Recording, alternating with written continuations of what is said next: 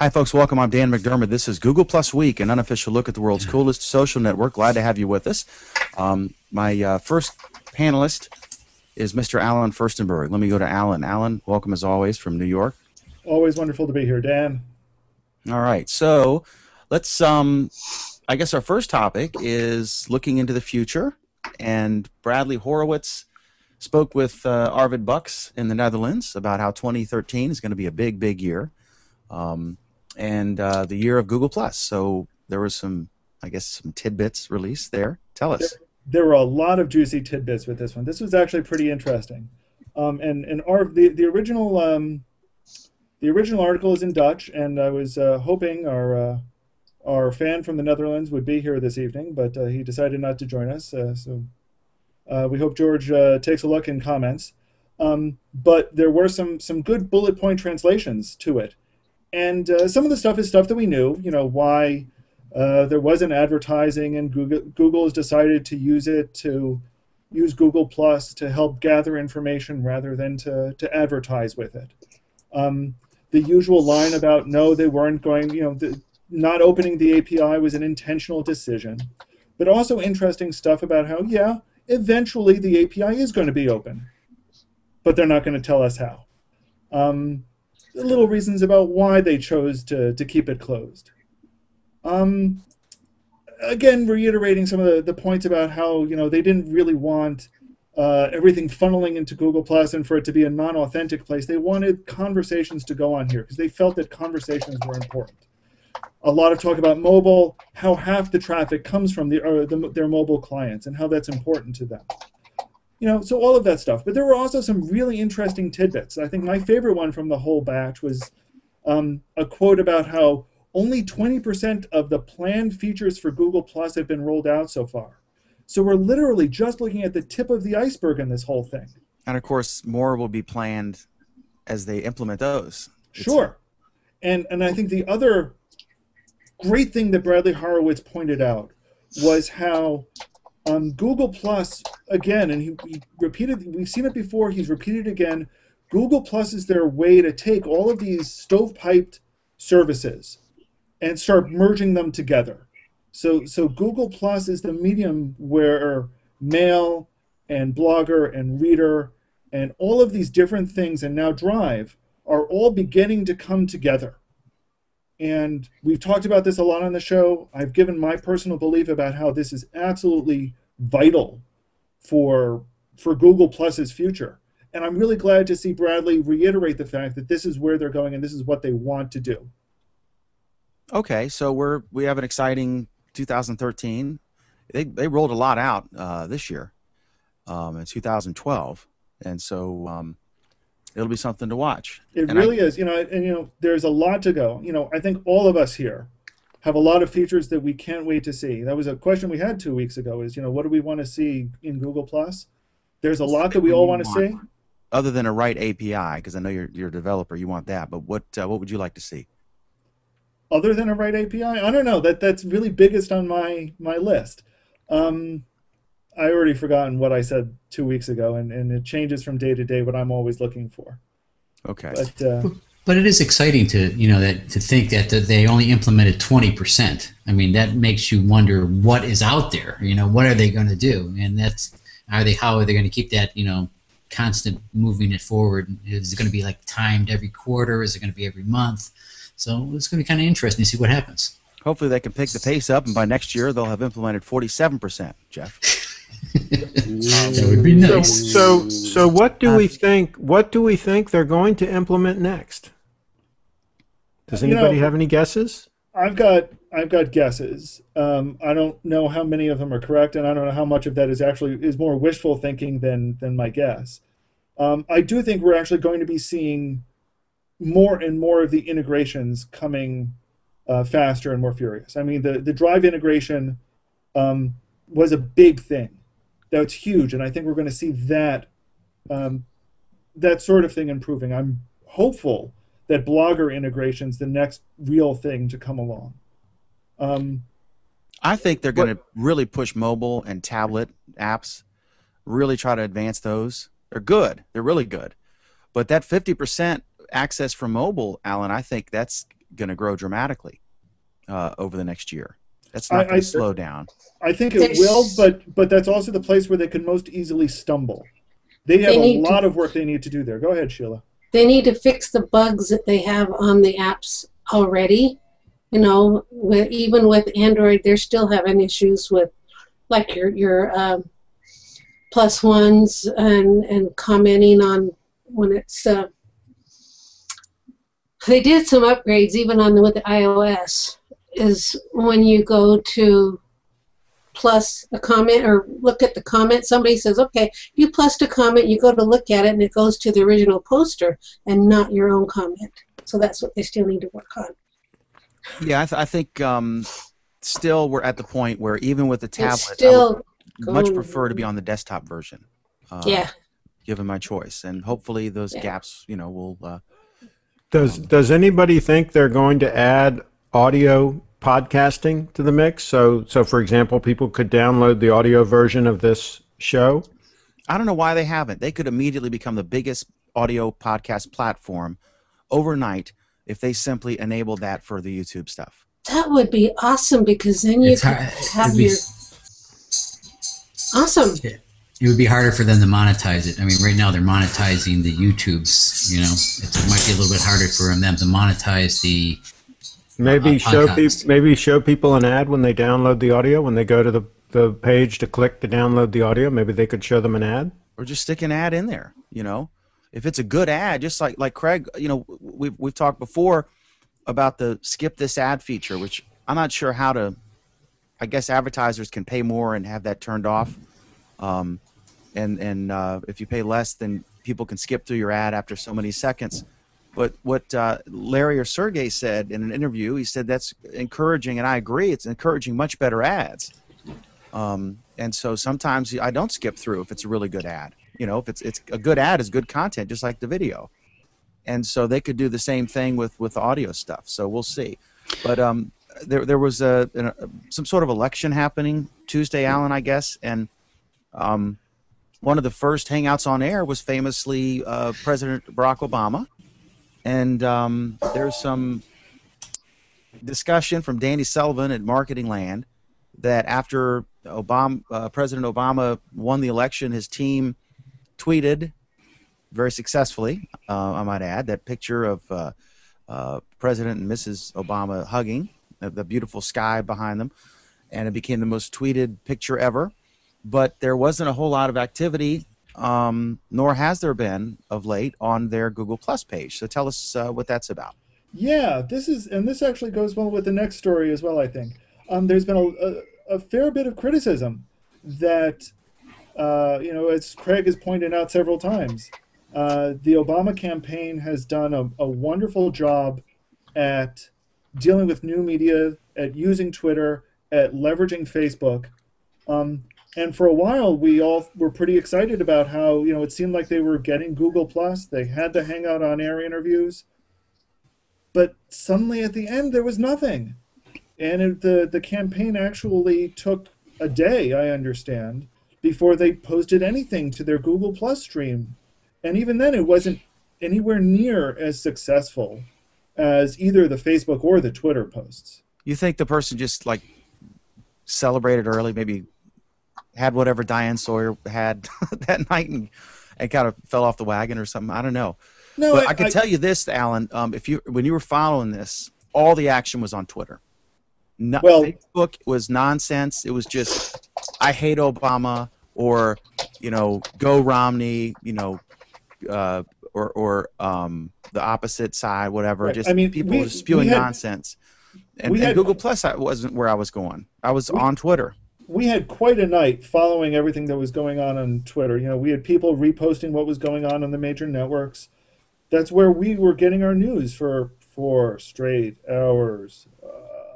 Yeah, we were, once again, Dan has the longest running show on Google Plus, and there's a reason why we call it the longest running show. We were on for 4 hours that night following all of the tweets. Yeah, but it was fun though. Come on, I enjoyed it. It was a long night. But it was entertaining. Jeff. But you wanted to gloat, and a Hangout in 4 hours was too short. Yeah, it's tough. It's tough when you're. I hate being right, you know, and I'm so used to being right. You know, and then when I'm right again, it's just it's just horrible. But I want Craig's take on this particularly about what does he see Google Plus doing right or wrong when it comes to being part of new media? It's the same problem that the GOP has, is for some reason with John Q. Public, this isn't hip. This isn't cool.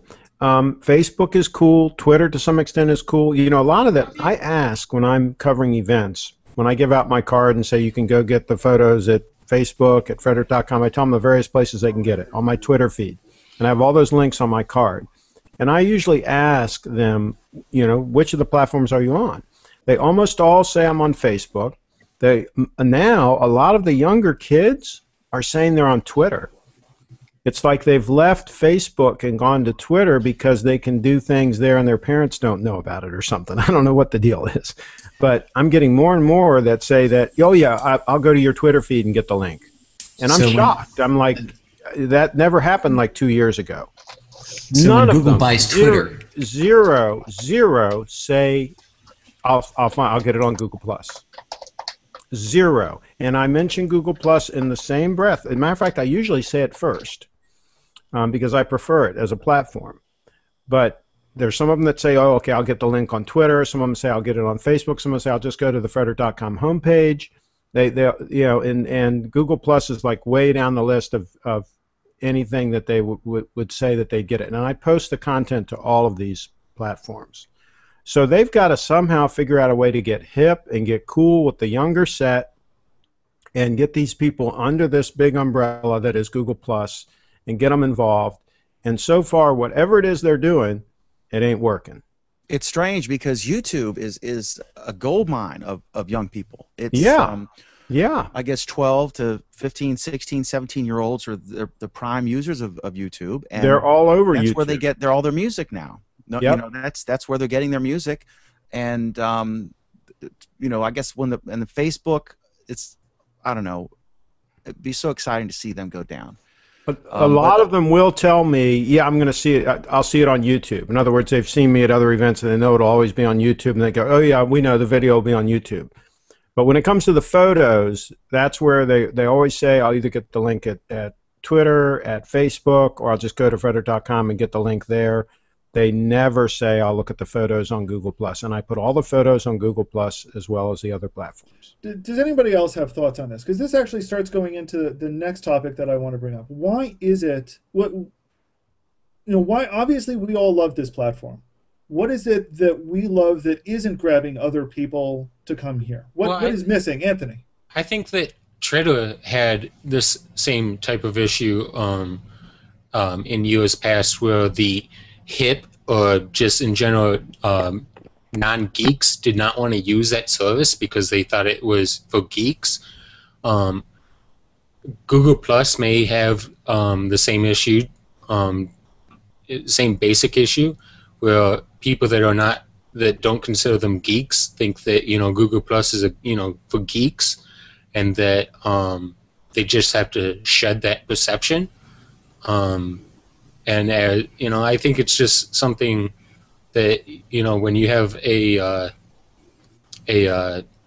service that is directed so heavily towards the technically inclined users that it scares off the non-technically inclined, and not because it's difficult to use, but they're like, oh, it's geeky, and people don't want to be geeky. I mean, I think that issue of people not wanting to be geeky isn't as big as it used to be by any stretch of the imagination. But people don't want to go where the smart people. Before we go to Bruce, I just want to remind everyone that we are following everyone on YouTube and on Google Plus, and we do incorporate your comments. So go ahead, Bruce. What are your thoughts? Yeah, I was just going to say Twitter is growing among young people because it's dissimilar from Facebook. It is unique from Facebook. Google Plus is not dissimilar enough from Facebook, and therefore all of the crowd is at Facebook. They're not going to move. We've had discussions on this, but they're not going to be moving and haven't moved in mass to Google Plus. So, there are some unique things about Google Plus that we all know and appreciate, one of them being Hangouts. And it is great that Hangouts has the hook with YouTube so that people who are on YouTube can come across a YouTube video that was created on a Hangout, maybe become interested and put together something for their own. But that's an excellent point you had there. I mean, consider how many people we keep getting as part of this show, just because they've stumbled across us because they're nobody's like us on a Friday night. We have something from Anthony. Anthony, go ahead with the quote from, I believe, Kevin. Yeah, from Kevin Bryan. He says, "Nothing but time will fix the Google Plus adoption problem. Both Facebook and Twitter were around for years before people really started using them. Same thing here." Do you think it's really, I mean, that's really what it is, that it's a matter of, Google just needs to be patient and go step by step? Because they're going to have to take some action. They can't just let time go by and think it's going to fix it. Twitter, I think, is successful with the young people for two reasons. One, they brought a lot of hipsters in there, like Lady Gaga and so on, right? They figured out a way to get them to use the platform and get involved in the platform, and that helped a lot. Justin Bieber, so on and so forth. So they're trying to make it hip and cool. And then, of course, the kids found out that it was a way that they could communicate outside of Facebook with their parents not seeing it. And that's a big factor. Craig, is hip and cool your phrase of the evening? Yeah. I'm just telling you, they've got to do something. They've got to figure out a way to attract them into this platform. They can't just sit back and say time is going to fix the problem. Well, we've got a couple of quotes on this. Let me bring these in quickly. Google's marketing department is part of the 47%. And I would reply to that as usual, Google has a marketing department? There you go. From Winston, let me get through all Anthony. these, Anthony, quickly. From Winston, there's nothing wrong with Google+. The problem is that Facebook works, and Google arrived a few years too late to the pier. I'd go one step beyond that and say that Google, this is my usual line, Google has not provided any compelling reason to be here. Hangouts are close. What is the age restriction on Hangouts? What's the age restriction on Hangouts on air? On Hangouts on air, I believe, is 18. Okay, so right there, you're cutting the kids out right there. They're not going to come if they can't do a Hangout on air. If they're 16 and they try to come in and it says your device is not supported or whatever error message it gives, they're going to say, well, this doesn't work, and they go right back to Facebook. Let me bring this quote in from James, who's a new follower, I believe. Is it real time, really? Yes, we're really following your comments in real time. This is really getting broadcast in real time. That's one of this is live. This isn't Memorex. Yeah. Let me talk to this, because I think the difference. Facebook is social. Twitter, like today, I was looking at two press conferences: President Obama and Speaker Boehner. The White House press corps and the Congressional press corps were sitting there tweeting, because really that's the only practical thing. I guess they could use a Facebook thing, but they have more followers on Twitter. And so they're generating content, and Twitter lends itself to very quickly and easily generate content. You could take a picture of, let's say you saw a funny garbage truck or whatever funny thing when you're driving. You could take a quick picture, stick it up on Twitter very fast. You wouldn't compose a Google Plus post in your car like that. I mean, that would be challenging. I think that they stumbled onto the format with Twitter with just 140 characters. It forces you to be very witty and creative. And some of these posts you see are just wonderfully done, just with 140 characters. But the thing is, they're improving the platform constantly. It's good, the mechanics. But until celebrities, a lot of the kids, especially the tweens, are on, because of people like Justin Bieber and Lady Gaga, and they'll post stuff. They'll post pictures of themselves or whatever they're doing. That's the only place you get that original content. If you're a big Justin Bieber fan, or Lady Gaga, there'll be content on Twitter that isn't on Facebook or anywhere else. And so go ahead and say it. We got to make it hip. Go ahead and say it. Until the celebrities come and start posting here, it's not gonna. We're not going to attract that audience. But I think it'll happen. It'll improve in time. But right now you're restricting them. You won't even, unless they're 18, you won't even let them do this. But what happens when Google Glasses comes out and it's the hippest thing to have, the biggest thing to own? It's the device or the item that people just want, and all the kids want it, and they want to interact. I'm just saying, okay, just like the iPad was a big hit and everyone, all the youth market did that. If Google Glasses comes out and is a huge hit, then guess what? Who's going to benefit? If you can get the kids to jump all over it, then absolutely. But I've been saying this since day one on Google Plus, when they had it restricted for the kids, and everybody was so happy. All the geeks that were on here were so happy, saying, I don't want the kids on here, and so on and so forth. And I made the argument, I said, unless you get them, you can't get the rest of them. It's an all or nothing proposition, and that's what Facebook is. They let them all in there, and all the friends and family and all of them can come in there, and it's not restricted. Good. I was going to say another point is, on what major television show or news broadcast, cable or otherwise, do you ever see a Google Plus icon next to the Twitter and the Facebook icon to follow? Martha Stewart has it.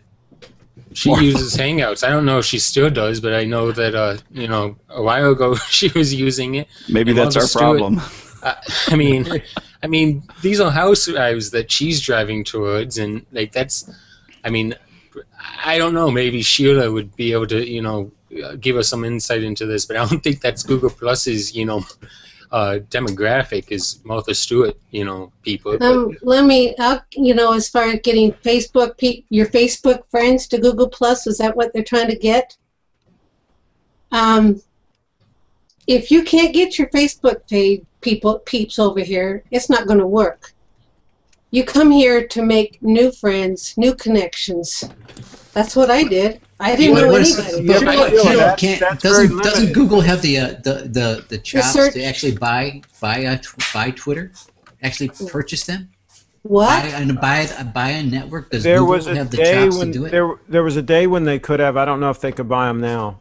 I'm not. They possibly Again, wouldn't that be a stellar move? No. Buy a social network that's already entrenched? No.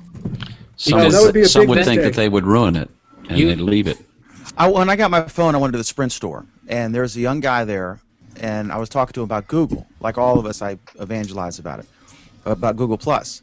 Now, this is a guy. He's into Android. He's a techie because he works in the Sprint store, and I'm sure he uses. He's probably 24, whatever. And I was like, you should check out Google Plus. And he checked it out, and he said, yeah, I saw your page, whatever. Then I went back a week later about the phone, and I said, hey, did you ever sign up? He's like, oh, no. And I said, well, you just have to go and you're logged into Google and you're at YouTube or Gmail, and he uses all those things, and there's your name with a plus sign, and he had never bothered to activate it. And I think he did while I was there, but then he never did anything with it, I don't think. But when you first log in, Google knows so much about you. It's mind-boggling that they know everything you've ever searched for. Why? It doesn't seem intuitive. It doesn't seem easy to set it up. Twitter's very easy to set up, right? You give it your email address and a password, and you're in, and then you can do your thing. But the ease of use, the UI could be improved to make relevant content you're interested in your face when you first get there for a new user. That could be improved. If you are a big Martha Stewart fan, if you're constantly looking at her recipes and searching them on Google, well, then she should be on the suggested user list right there for you, right? If you're into old Tupac songs, the Tupac fan club page, if there is one, should be on there. Whatever you're into, and I think they could work on that. But should we move, Alan? Can we? I muted Alan. Alan's not here. Kyle, let me ask you while we wait for Alan. Kyle, tell me, what are you, 20-something? Or you're a teen? Wow, I forget how old you are. 20, yep. Turned 21 this month. Okay. It's kind of a letdown when you turn 21 because you don't have to sneak anymore. Much more fun. But anyway, Kyle, let me ask you about this. How many of your friends use it? The ones that don't, why? I'd say about 10% of my Facebook friends, if that's what you want to measure it by, use it. And I'm not 100% sure. When it first launched, everybody got an account and started using it, but it's completely died down. And I don't know exactly why. Of the 10%, you're talking people who in July signed up, posted once or twice, and then have never, if any, come back. Hangouts have been a draw for a handful of people. but not to use it really as a social networking site, more to use it for that feature. Is it because they don't find anything relevant and their other friends aren't on here, or is it cumbersome, or the UI is not good, or a combination of those things? I think it's completely a matter of everyone else, of not having people here, not having. I mean, Facebook has what, 7 years of users that have signed up throughout this and that, and Google Plus just doesn't have that, and so people aren't going to share their stuff here because it's not reaching as many people, which I like. That's the thing there. You want an audience, right? Yeah, absolutely. You post something and you get reshares and +1s and comments, you know. Well, and the nice thing about Google Plus, a lot like Twitter, is it's okay to put someone in a circle without necessarily knowing them, whereas Facebook, when they use the term friends, I always see it as much more of a personal site, whereas on Twitter and Google Plus, I tend to share things like tech news and things that maybe my personal friends aren't as big of fans of, I suppose. How many of your friends are using Twitter? Do you see that growing? I'd say 40 to 50% of my Facebook friends. Again, I kind of measure everything off of Facebook just because that's kind of the old standard. And so 40 to 50% of my Facebook friends probably have Twitters. Do you find that they're using it, are they using it to communicate with one another, or are they using it to consume content from celebrities or whatever they're interested in? Oh, that's a good question. I use it as a mixture of both. I think it's actually really easy to tweet someone something. Just get the point message to them really quickly. A lot easier than Facebook. And so my personal use is I use it a lot for that. But at the same time, most of the people I follow are tech blogs, celebrities, if you want to call them that, not necessarily Kim Kardashian or whoever that is, but. I would say, and then we got to move, but Kyle, if you ever want to talk to a celebrity of some kind, like a tech celebrity or whatever, I've found Twitter's the easiest way to get them. Email is almost guaranteed fail. Right. Facebook, guaranteed fail. Google Plus, the people who are celebrities on here, unless they know you, you're going to get lost in their sea of notifications. Someone like Vic Gandotra, for example, how often do you see his name mentioned? And there's no way he can read all that stuff. Come on. Right. But I find on Twitter you can have success. I've booked guests on Twitter, that kind of thing. So let's go to a comment, and then we got to move. But Gallon, what do you got? 3 quick comments to wrap things up. From Linda: change scares people. Facebook users are afraid that they're late to a party and thus behind the curve. From Melissa: I've never even heard of Google Plus until a few weeks ago, and I'm online constantly. I wonder how many other people have never heard of it. And from frequent panelist Margie: did Pinterest have to figure out a way to get people from Facebook on Pinterest? So I think that's combination. That's a good comment there. Bunch of very insightful things that Google needs to start listening to. And this goes into our next topic, which is Peter McDermott, another frequent panelist here, found a post by Mashable, and nobody reads Mashable anymore because they're Mashable, where they went and called Google a ghost town again, and in their study that they used, they claimed that they were following, I think it was a few hundred or a few thousand Googlers, and noticed that the Googlers weren't using Google Plus even. And he then went and looked at it, and a couple of other people looked at it and kind of said, hey, wait a minute, most of these people aren't Googlers. And even if they were, a lot of these people are posting stuff privately. That's one of the big features about Google Plus that's more difficult on other platforms, is just how much you can use it to communicate with your circles, with your very small groups. That's what it was meant for. But let's not kid ourselves, Alan. There are people who are consuming and not posting. There are people who are posting privately. Right. But it's risky for a newbie to think they're posting privately and then accidentally hit public, as an engineer famously found early on in Google Plus's history. And frankly, if you're one of Kyle's friends, it is a ghost town. If you logged in expecting all your high school or junior college or whatever buddies to be on here, I think that's part of the point, but I think the other part of the point when calling it a ghost town is, even if you have a lot of followers, your followers aren't necessarily going to be interacting with you. Time and time again, I hear people say, hey, I put posts out there, but nobody replies. I go in their comments and I talk to them, and they don't reciprocate with me. I see that a lot of people saying that. I've experienced that myself. That, Yeah, I think, is really the heart of the ghost town issue. You know, Alan, I get a lot more activity on the exact same content that I post on Facebook, and I think I have 1,300 friends or whatever on Facebook, and I've got close to 10,000 people that have circled me here on this platform. I post the exact same content to both, and I get a lot of interaction on Facebook on some of the posts, you know, hundreds and hundreds of comments, shares, likes, whatever you want to call it, and close to zero activity on the same exact content on Google+. So it is a ghost town by any measure if you're talking about regular people, John Q. Public out there. If you're talking about techies and photographers and so forth, it's certainly not a ghost town. That's right. Exactly right. It's about the content. I've even talked to photographers. Let's use photographers as an example. They have a massive presence on Google+. I've talked with some of them. I've talked with some of them on a Google+ photo walk. And their comments were, well, yeah, of course I'm on Google+, but you know, Facebook is doing a really good job these days with photographers. They're getting more response on Facebook as well.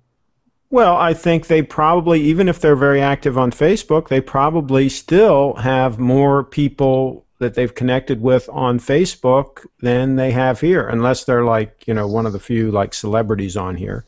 So if you had a problem with Windows, let me ask a question. This was if you had a problem with on the Windows 8, suggested user where would list you go? Facebook or Google+? What was that, Jeff? If you had a problem with Windows 8 understanding something, where would you go for getting an answer? Would you go to Google+, or would you go to Facebook? Google+. You know what, Jeff? I would not go to Google+. And do you know why? Because I wouldn't want to get half of my comments full of people telling me why Windows 8 sucks. Yeah, but you would at least get someone answering it. Though. Or Jeff's right.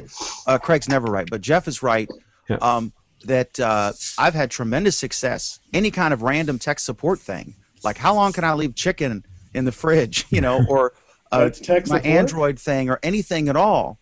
You know, I'll get all these. I'll be honest. Comments quickly. If I wanted a Windows 8, if I had a Windows 8 question, I would go to Facebook.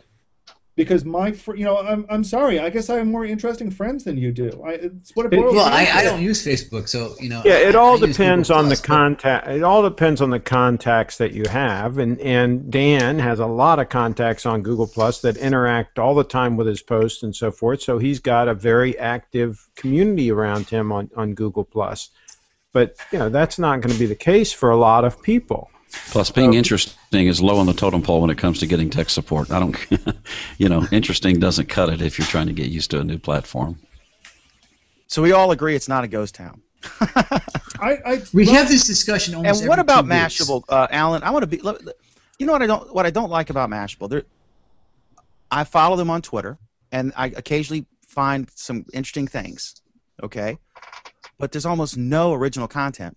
And what really bugs me about them is they might mention where they saw something, but they'll take an article they read somewhere, they'll reword it, right, over aggregate it, they will put their article up, they'll mention that it came from All Things D, but they don't link to the original article, which is what I'm looking for if I'm going to share it.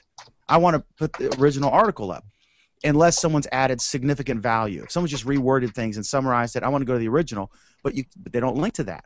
Sometimes they don't even link to All Things D. They'll just mention courtesy of All Things D. And that drives me crazy. I got to tell you, most of the places are doing that now. Is, you know, they're taking an article and they're loosely summarizing it and they're posting it up. And, you know, way too many places do that now.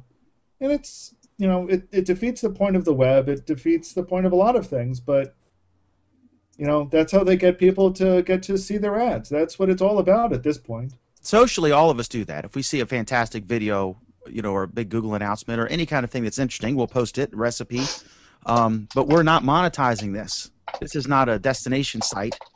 But I don't know. I just get frustrated. You should credit your original source, you know, and however you found it. But okay, so Hangouts, which is what we're in, are getting some changes.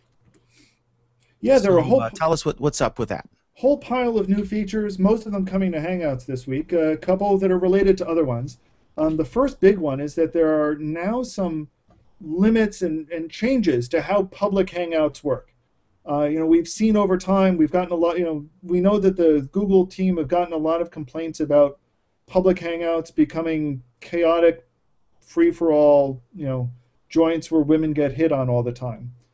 Now, the only way to create a public Hangout is to create it up front. So when you create a Hangout, you can declare it a public Hangout. It's a free-for-all right from the beginning. You can't go and take a Hangout later and accidentally or on purpose make it public. This isn't Hangouts on Air. This is, Hangouts themselves only. Just kind of a new approach to doing it. I don't know. I've heard a lot of mixed inputs for how people like this. I kind of want to get a quick sense of the panel. What do you guys think? Is it a good thing, a bad thing? Who cares? Go ahead. I think it's a good thing, because if you're getting people into your Hangouts, somebody invites somebody else in, and then they want to share it publicly, and you don't want them to, they can't do that. So that's a good thing. Yeah, I agree. They could still share it publicly. I mean, they can post the link to the Hangout. It just doesn't show up as a public Hangout. Yeah. Well, one thing I don't like is when you're doing it extended circles. That's still kind of public, but it's not public. But it's still showing that you broadcasted your Hangout public. Well, that's an interesting. Not the HOA. The problem with this, and this is why I don't think Google thinks things through, is let's say I create a Hangout and I've got 3 people in the Hangout, and one person has to leave. Now there's 2 of us, right? And we just can't get anybody to come in. We've invited our circles. We've done everything we can to get some more people to come in. And we decide, okay, let's go ahead and take a shot. Let's make it public and see who comes in. And if, bad things happen, we'll just leave. Now you no longer have that option. So now what you have to do is you have to stop the Hangout. You have to start another one as public and start all over again. It's just causing us, to do more when there's no reason for it. On the other hand, there's some people like, I'm in a persistent Hangout called Tech and Coffee, right? And they actually have a link it's a persistent link, and you just click on that link, and basically it's always open. It's always there. And when someone makes that public, that means now that is out to the world, and they have to create a new persistent link, and it's just a pain. So in some instances, it's nice if you have a limited group of people that you want to interact with that can always just, they can find you easily by just, keeping a tab open and refreshing it, and it's always there. It's a nice way of doing it. So I'm in favor of it, because how hard is it to close out one Hangout and start another one? Okay, so some other changes, and part of this is part of their efforts to basically to clean up the trolls and the spammers and the guys who like showing their private parts. One of the other new features that they are trying to get the word out about even is that now from a public Hangout you can report somebody, and if you report them, Google will take a brief video of what was going on at the time, so they can actually review what happened, and then once they've addressed the issue, they will delete the video. They want to, and they tell people when it's reported that this has happened. So they want to make people aware that they're being watched. How does that happen? How does it happen? How does it work? I don't know, because I haven't actually, There's a little. But go ahead, Jeff. There's a little red button at the bottom of each one's, when you want to report abuse, and basically then the red toolbar comes across the top saying that this is being recorded and is going to be reviewed later, and that's what happens. One person is the red toolbar says something like one person has indicated that this is abuse is happening or something, and it's being recorded. Now, is this only for non-HOA, regular Hangouts, and only if you add it? Make it public, or is this? I don't know. I just was in one, and I saw it happen when I was on it. That was my understanding based on a post by Chee, but I don't have full details about it aside from what he posted, and I have the link to that. What was your understanding? What was your understanding? My understanding is that it's public only. Is that this is for public Hangouts, but I haven't tested it extensively. I haven't seen that option in limited Hangouts. Okay. So. And I guess it's having some impact. Apparently it is, because one of the things that she mentioned in his post is that they have metrics about how much problems they are encountering, and they're seeing week over week those problems going down. And as usual, they encourage you, if you have problems in a Hangout, in a post, wherever you see a problem, report it. And one of the other things that was introduced this week is if you do report a post, you now have additional categories that you can use to classify that report to be more precise about how the post or the comment is a problem. So again, if you see it, go ahead and say something.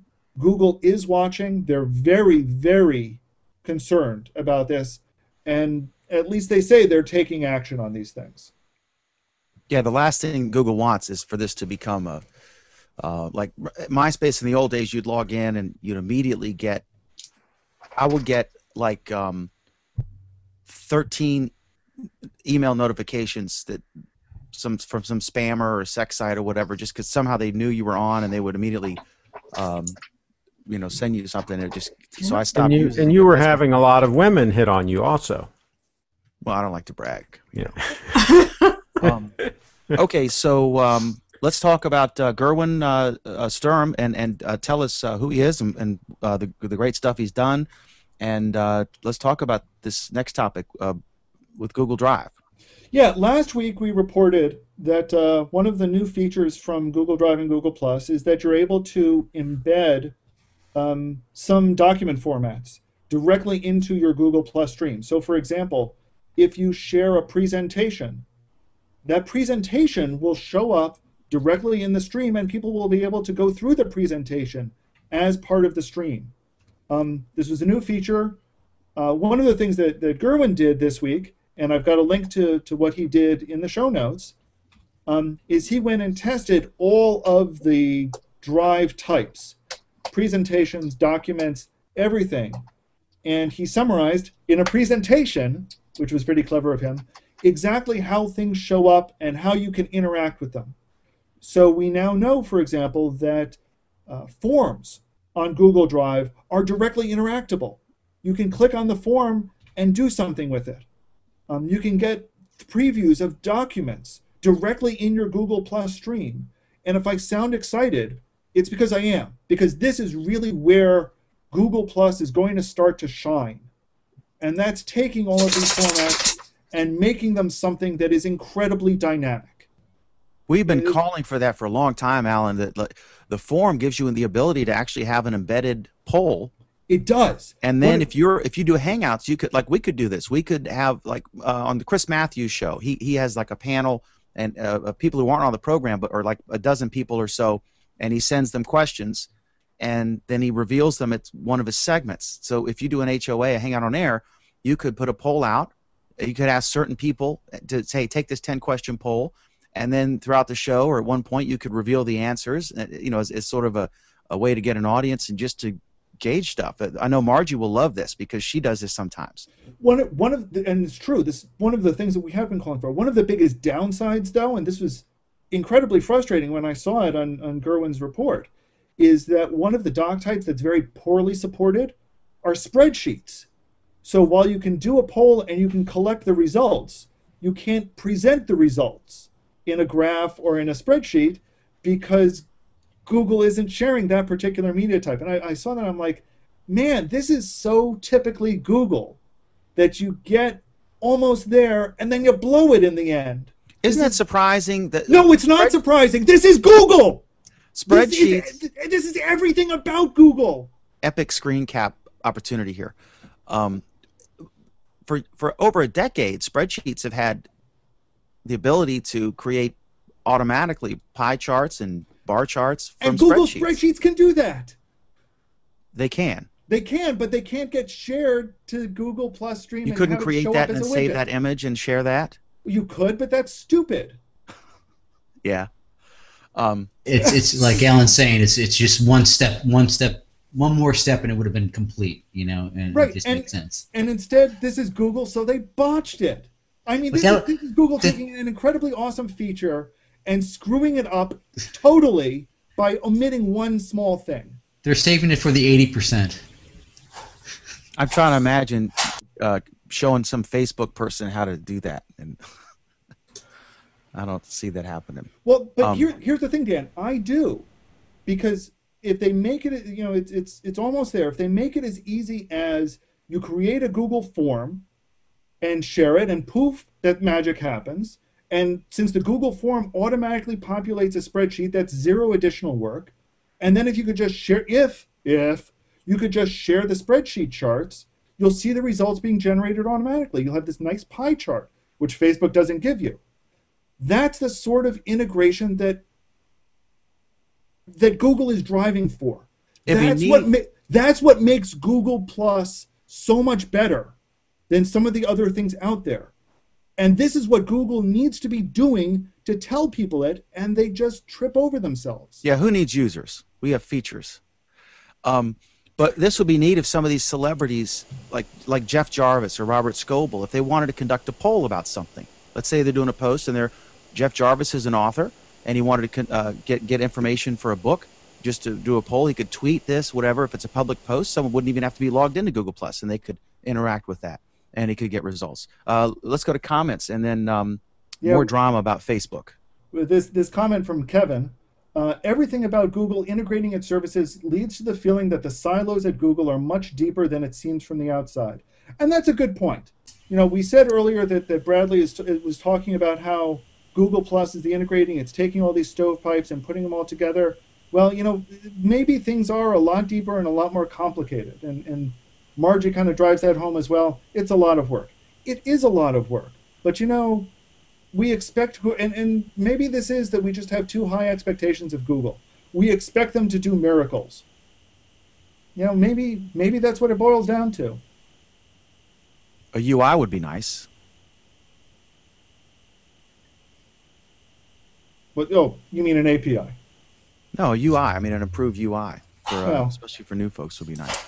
There are a lot of things that we can use. Anyway. See, that's that 80% thing. They could just, anything we complain about, they could just say, oh, it's on 80%. It's coming. That's a great part of the iceberg that's going to sink us when we least expect it. Absolutely. Yeah, but it's going to be more business oriented, which makes sense. They're moving that way. Let's talk about more business oriented. Let's skip over and go to this one. Google Plus Pages are celebrating their first anniversary this week. Okay? And in that 1 year, how many changes, how many improvements, how many things that people have been asking for, how many serious bugs remain in Pages? It seems like they launched Pages and then they almost promptly forgot about it. Yeah, I agree. So I agree. This isn't about Pages.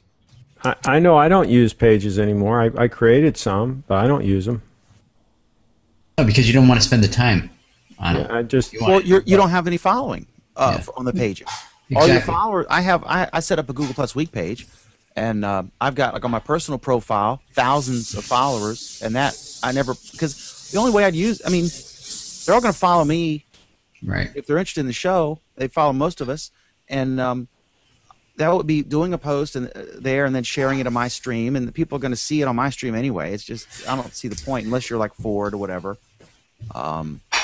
Yeah, it's just more fragmentation if it's yourself creating different brand pages for different things, and it's just now not I worth see your time. good for media outlets like for NBC, or I see a lot of engagement. The Next Web.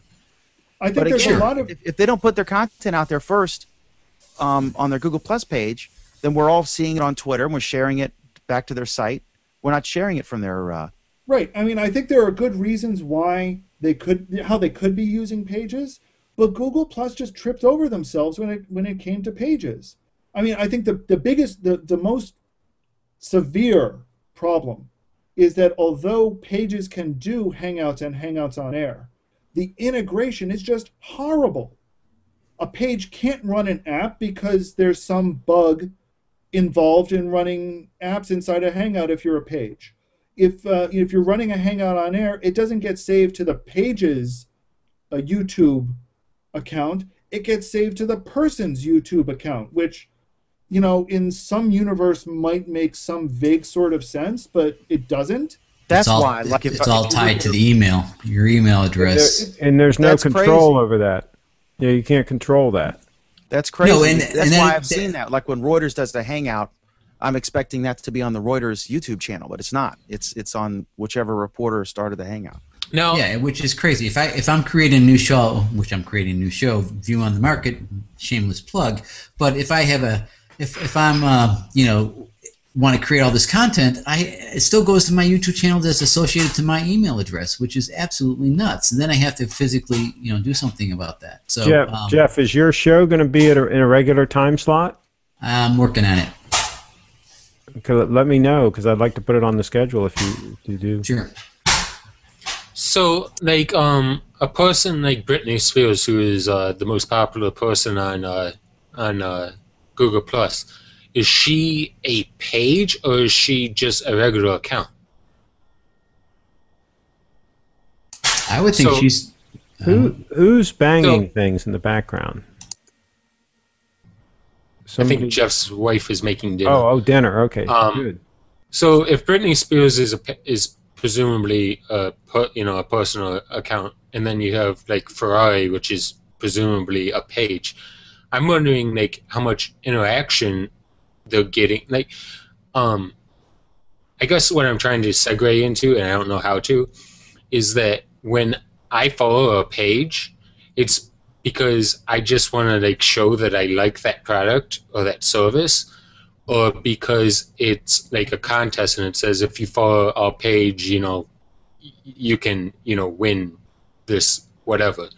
But 100% of the time when I follow a page, I put it into a silent circle. So I put it into a circle where the slider is on silent, so I don't ever see any of the things that those pages are posting.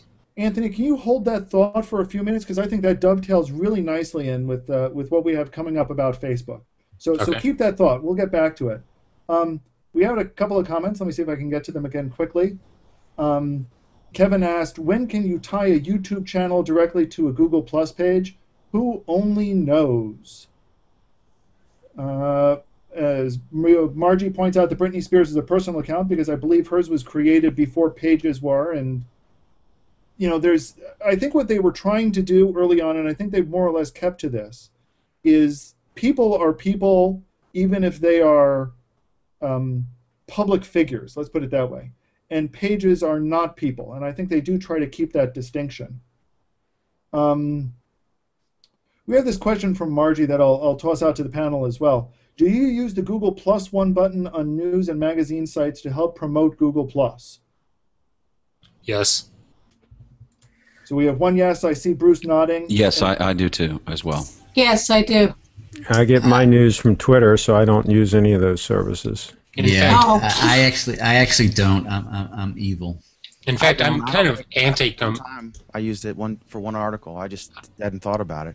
I'm kind of anti-competitive if something has a like button and a +1 button or +1 in it, but I won't like it. Well, but I think it depends on the people that you want to hear it again. Well, and that's I like occasionally if there's something that I like and for some odd reason I want my friends on Facebook to see it. Obviously, I'll click the like button also. But I feel I want to get people to start using Google Plus, and this is probably a silly technique, but like I said, if it has a Facebook and a Google Plus thing, I won't use the Facebook one when I'm using Google Plus. She has a follow-up question. Do you think the +1 button helps businesses know that Google Plus users do use Google Plus? No. I don't think that it's used enough, unfortunately, and that's why I +1 things when I don't like them. I got it. I would say no for another reason, and that's that my perception is that the +1 button is very, very broken. If you follow the developers Google group, which also for some mysterious reason handles +1 button questions, we get at least 2 questions a day there from people saying, I installed a +1 button and the counter was going up and suddenly it reset to 0 and it doesn't go up anymore. And we get this question all the time, and we've been getting this question for over a year now. and there's never been a reply from Google. You think that that would be an extremely important thing for them to fix, because they're like, it's all about the +1 button. That's what they're saying. Google Plus is all about the +1 button. So if the +1 button is not working, why is that like not seriously one of the top 5 priorities? You'd wonder that, wouldn't you, Anthony? And yet, over and over again, we get people asking this question and having this problem. I don't know if it's a real problem. I don't know if it's a fundamental bug in the +1 system. I don't know if it's working and these people are just, clueless about how to build a website. But something is going on somewhere that we keep getting the same question. So I'm pretty dubious about +1 buttons, to be perfectly honest. I was a quick question. You think that just +1ing something or liking something equals engagement? I personally don't. I don't think that equals engagement. I just think it just doesn't work that way. And I think companies. +1 is just letting them know, okay, yes, I saw it, I like it, agree with it, or sometimes it just, yeah, I saw it, I acknowledge it, and you move on. But what impact does it have? What actual impact does it have? Yeah, I would say if you +1 something, what happens? I don't understand. Well, if you +1 something, one of the differences between like and +1, if you like something, it just everybody on Facebook just knows about it.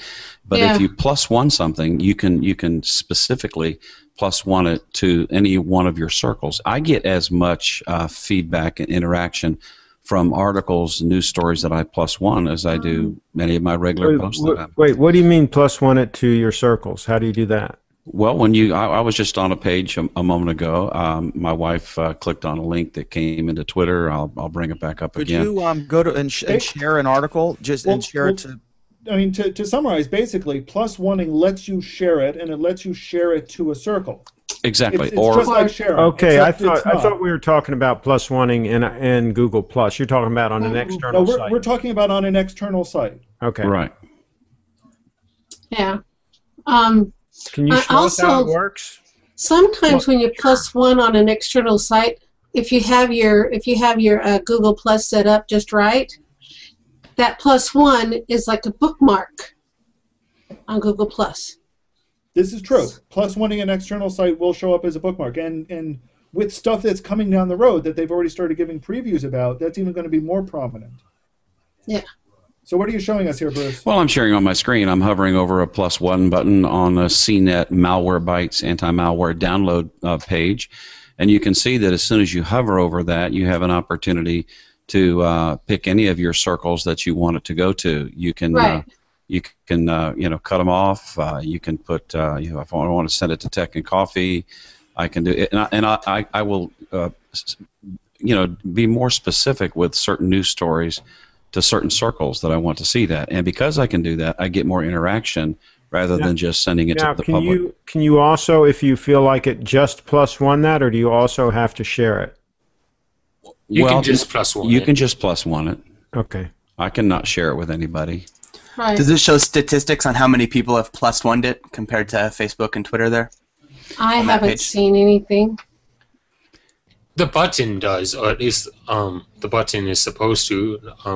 Aaron alluded to these buttons might not be working the way that they're supposed to be working. But before you click the +1 button, it's going to give you a number of how many people have +1'd it.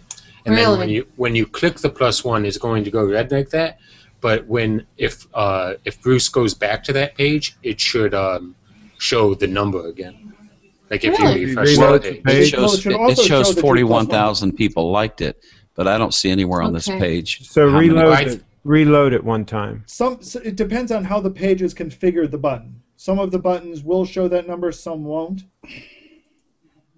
It's somewhat dependent on that. Well, it doesn't work like you said, Alan. It's not, I'm refreshing the page, and I don't recall seeing very many pages that showed how many people +1'd it, but I always see how many people liked it. Yeah. And it doesn't show how many people have tweeted it either. No. It's a feature of the button, and it depends on how the page owner configured the button to work. Here's an example of Huffington Post, and it shows the numbers for everything. And as you see, it's 4,000 likes compared to 83 +1s. So that's less. That's good. We have Nice a couple job, Kyle. We have a couple of comments that I wanted to share. From Linda, I look for the Google plus share button on every story I read and want to share it. If it's not there, I'd rather go to a site that includes the plus share button and share their stories. And actually, this is an even better point. Some people don't realize that plus includes the share option with it. If they realize that, they would realize they would be driving traffic to their site. I think, and Google has recognized this, and that's why they've now added another button, just because, things weren't confusing enough before. They've now added a specific share button, which doesn't do the counting features of the +1, but does do the sharing part. That's, I understand why they did it, because +1 was confusing, but I think they've just made it more confusing.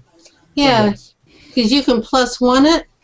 And Why then couldn't they have just put fine writing below where it says +1, just write the word share there also, Yeah, so it does both. Because that makes it not as clean and not as stylish, and it's not as hip and cool. Well, I think +1 is better for their brand than just doing share and words like other social media places uses. +1 has a significant and unique feature about it. That's the thing. But it's confusing because +1 on the Google Plus platform is not sharing. It's separate.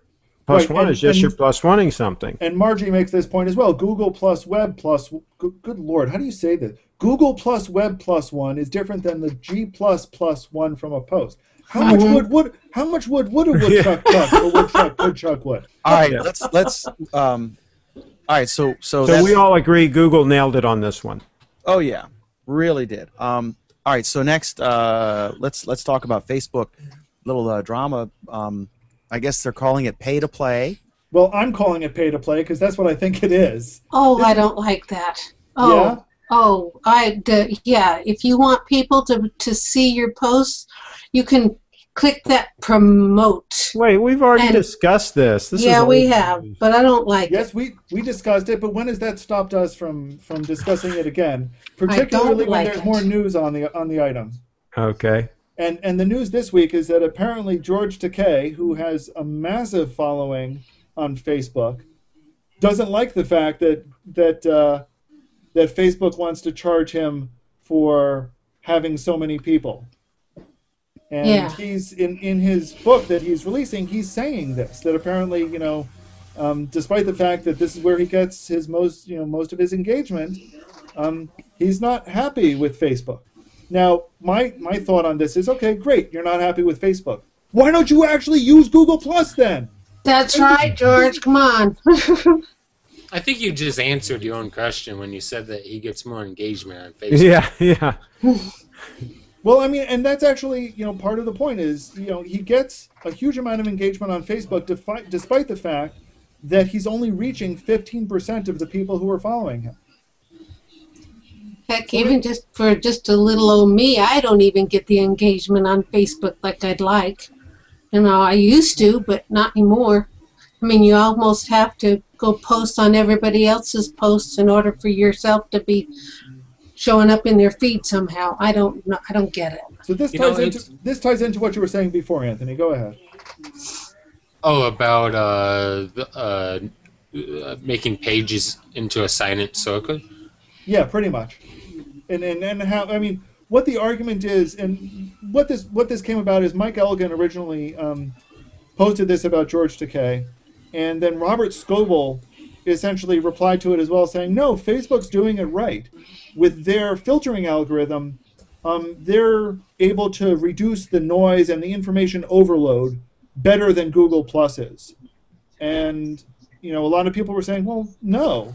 The reason why Google Plus does it better is because if I want to hear something, I can say that I want to hear it. And if I'm just following them because, I tried to join a contest, then I can join them and knock the volume all the way down. Or if I just want to indicate that, hey, I support these guys, but I don't want to hear what they're saying, I can do it and knock the volume all the way down. Go ahead. So, like, the example with the contest is it's great because if, you have to join, if you have to circle them in order to be part of the contest, you put them into a silent circle, But if they send you a notification, you're still going to get the notification, and they're not going to know that they've been silenced. And you know, more or less, it's as good as not following them. So that's one of the things that I like about circles. I can circle Sheila and put her into a silent circle, and she thinks that I'm, you know, paying attention to her. Yeah, I could be on in somebody's silent circle. I would never know. Although maybe Dan's the better example of putting him into a silent circle. But I don't even know what a silent circle is. It's when you put people in a circle and you put the slider all the way down. You have to, and then no one can. You won't be. Yeah, it doesn't look like you're uncircled them. It's just not. You're not. Yeah. On the flip side, and Facebook kind of has this feature, but on the flip side, if I want to be seeing absolutely everything that someone is saying, I can put them into a circle where the slider is all the way in the opposite direction of silent, and I'll see everything that they're posting. Yeah, you're notified. Yeah. But the great thing about these circles is you can go. I think there's like 5 or 4 settings between you know, silent and, you know, blazing loud, and depending on your preference, you can put different people into different circles, and, you know, not hear one person at all, hear another person all the time, and then you know, another person hear, you know, most of the time, but not all the time. Now, here's the thing that I know Margie, if she hasn't already written about it, is probably furiously typing it right now. Facebook does offer something similar to that, but they offer it on a per-user basis. So you set a user volume control, right, as opposed to a circle volume control. What do you think about the way that, that Google has chosen to do that? So Facebook can do it on a per-user base. I thought you could, like, basically either straight up mute them or you could subscribe to them, but you can't get something in the middle. That was my perception. I will honestly admit that I do not know, mostly because I find Facebook too confusing to figure out that particular control. There is something in the middle. I'll pull up a screenshot and we'll show it real quick. Thank you, Kyle. In the meantime, I'm going to pull up a quick quote here from Kevin from our user comments. Takei's last post on Google Plus was on September 30th. Has over 3,700 plus ones. He would get a ton of engagement here. People will show up where he is. Do you really think that 3,700 people indicates a lot of engagement? I mean, honestly, how many people are supposed to be on Google Plus? And we're talking under 4,000 plus one to post of his. You know, I think the bigger takeaway, although, from that would be that wasn't his last post, you know, digging at Google Plus. So, you know, people were going to be paying attention to it because at the time it was, you know, his posts were big news because he was, you know, attacking Google Plus and saying that it sucks. So, you know, that may be an artificially inflated number. I just want to point out we have this comment in from someone who's been following us using a reshare from Linda. It's really great. I now understand that I can give my comments or questions to them, meaning those of us in here, through this timeline message. Timeline message. Yeah, timeline. Exactly. This is a Facebook feature that's only been around for 6 months, and it's already entered the vocabulary, and this is how people think about it. This is the problem. Google Plus needs to change the message. They need to reframe how people think about social, and they just haven't done it yet. But it's also important to note, Alan, that this is a cool feature that Facebook doesn't have. There are a lot of cool things that Facebook doesn't have that are on Google Plus. You mean Hangouts? Let's take Margie's quote on this one. Most Facebookers don't desire to do Hangouts or video chats. Most don't even use the built-in Skype video chat on Facebook. I mean, you know, is Google giving a great feature that people don't use yet? So Or is it the neat and cool, the cool and hip feature of the generation underneath the Twitter users? What do you think on that one, Craig? So do you want me to tell you how Google can take all the people away from Facebook and bring them into this platform? Y'all want to know? Sure, we're dying to hear it from you, Craig. But and only Google has the juice to do this. What Google does is they simply say that starting, and pick a date, 10 days from now, any business, if you want your business to come up in a Google search, you need to switch to Facebook, and you need to make sure that switch to Google Plus, and you need to make sure that every one of your family members also switches from Facebook to Google Plus and starts using it and stops using Facebook. Otherwise, your business will not come up in Google search. You want to know the problem with that? Then overnight, Craig, do you really, everybody switch? The regulators. Do you really want the FTC to shut them down again? Really? That would not be good. That would be a good way to make Google go from 10% market share it's the to nuclear. 100%. It's the nuclear option. It's the nuclear option, and only Google has it. When in doubt, blackmail. Google We've exhausted this. Let's. You got any more comments before we? Final comment from Anthony, and then let's move on. I was just going to say that I think that Margie makes a very good point about most Facebook users not wanting to use Hangouts or video chats, but I would just quickly conquer that by saying that I refuse to use Skype. And if you would have told me that every Friday I was going to be in a Hangout that lasted at least 4 hours, I tell you that you were crazy. So, things change. That is weird that Skype is it works great. Nice video quality, nice audio quality. Just nobody uses it.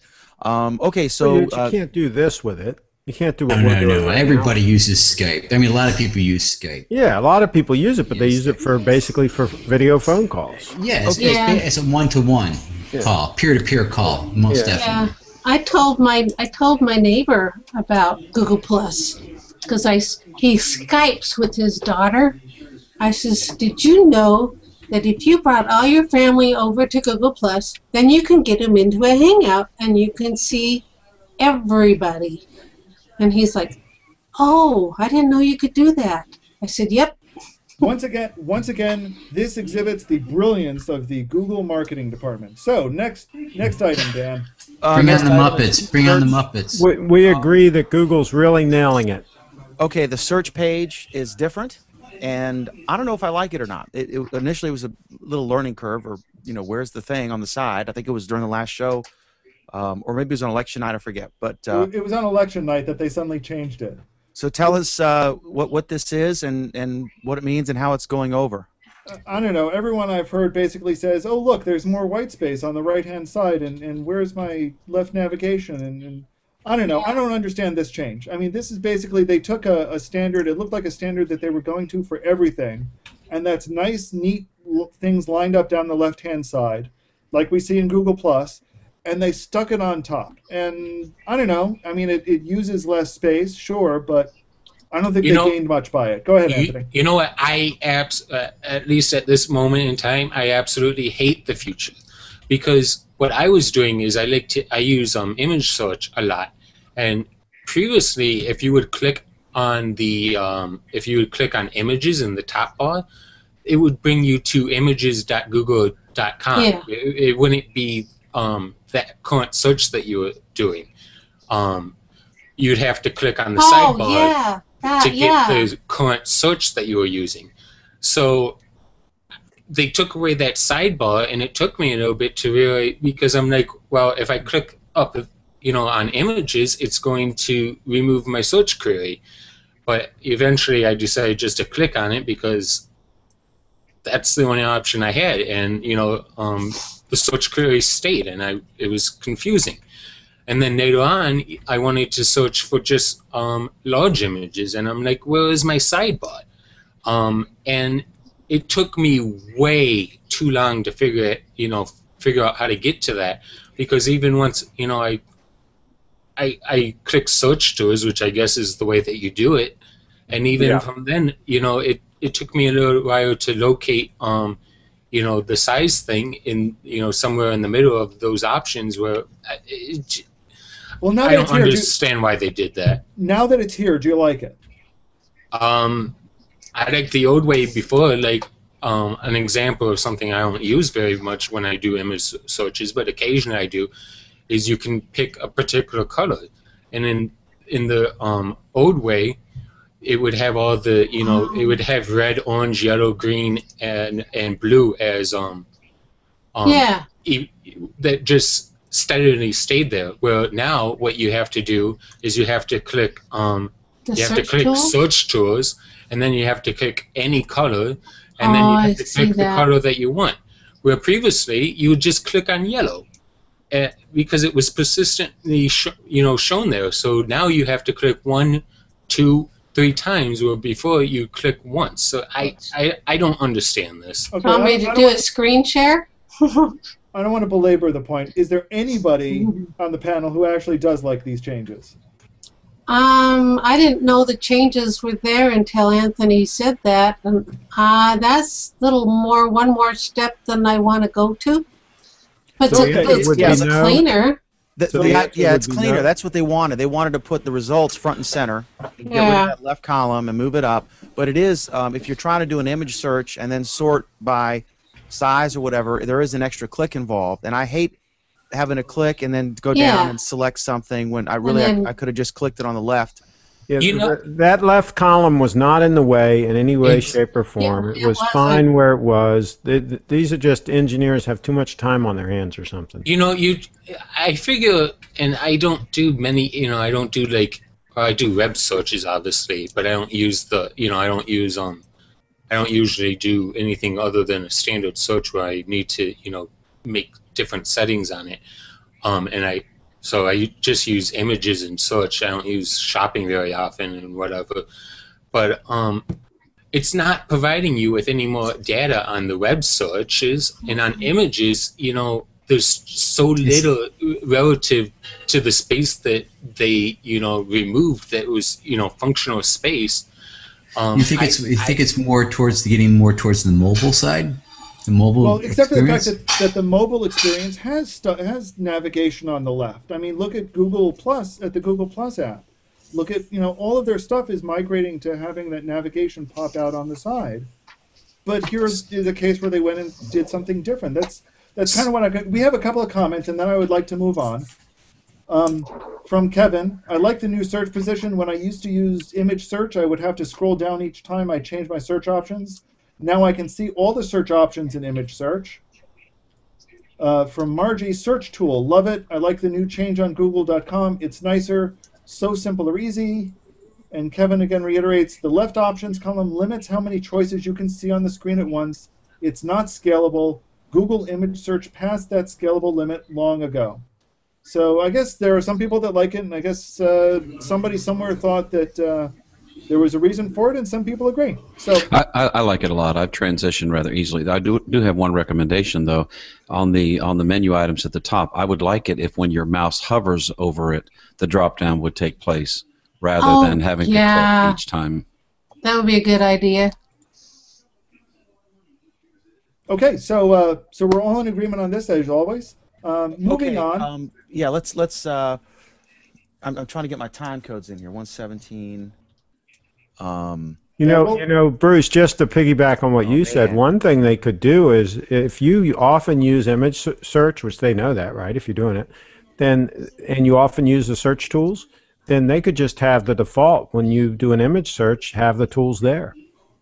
I find it interesting because in so many services, when Google makes a relative drastic change, they do give you the option to go back. And this, I can't find a way to go back. So that's interesting. No, only about half the time they do that. Anyway. All right, let me try it again. 118.32. Right. So looking back 5 years, hang on. Let me preface this, Al, because Nilay Patel from The Verge had a really interesting tweet a while back. And I'm looking here at the list of mergers and acquisitions from Google. In August of 2005, here was this question. It's a great question. August of 2005, Google bought Android for $50 million. And then the next year, October of 2006, they bought YouTube for $1.65 billion. And Nilay said it's hard to say which was a better deal. Oh, we've talked about this. Interesting. So go ahead, talk about Android 5 years on. So we're 5 years on, and one of the interesting stories that I ran into was somebody who found an article from 5 years ago that basically contained a bunch of various companies' reactions to Google buying Android. And it was things like Nokia saying, this isn't going to change anything. We're still on top. Other, Palm saying more or less the same thing, that, it's great that customers will get a choice, but we're already giving them a wonderful choice. Apple, my favorite was from Apple, saying how clearly we have a great relationship with Google and we don't expect that relationship to change. And I'm just like, wow. You look at this and you see a whole bunch of people, a whole bunch of companies that no longer exist or are seriously on a slide. And Apple, who's now in this bitter nuclear war with Google. It was an amazing This is article, what we call whistling past the graveyard. So they all knew what was coming. They just didn't want to say it. I don't think they all knew what was coming. I honestly think that most of them didn't think that Google could actually make such a dramatic switch. Because, you got to remember, mobile was new then. Google had no experience whatsoever in it. They had a buy experience. And Google has made a major investment in terms of people and product in Android. They've gone into Android in a big way. They bought into it in a big way. And it's only now even beginning to pay out for them, I think. Well, I think they saw that mobile was it. I mean, and they either had to play in that space or they were going to be in deep trouble. And so they put all the king's horses and all the king's men behind it, which is smart because mobile is where it is going to be. I think it is. One of the interesting things that we're seeing, speaking of Android, is 4.2 is going to be released next week. And with it, we're beginning to learn a little bit more. One of the things that we've learned is it's going to have some very rich antivirus components to it. And I don't remember if I said it on the show, but I made a comment that once you're putting in antivirus, you've essentially admitted that you've lost. But somebody did a study indicating that, yes, although Android malware is on the rise, in the U.S., the amount of Trojans that come in is something like 0.3%.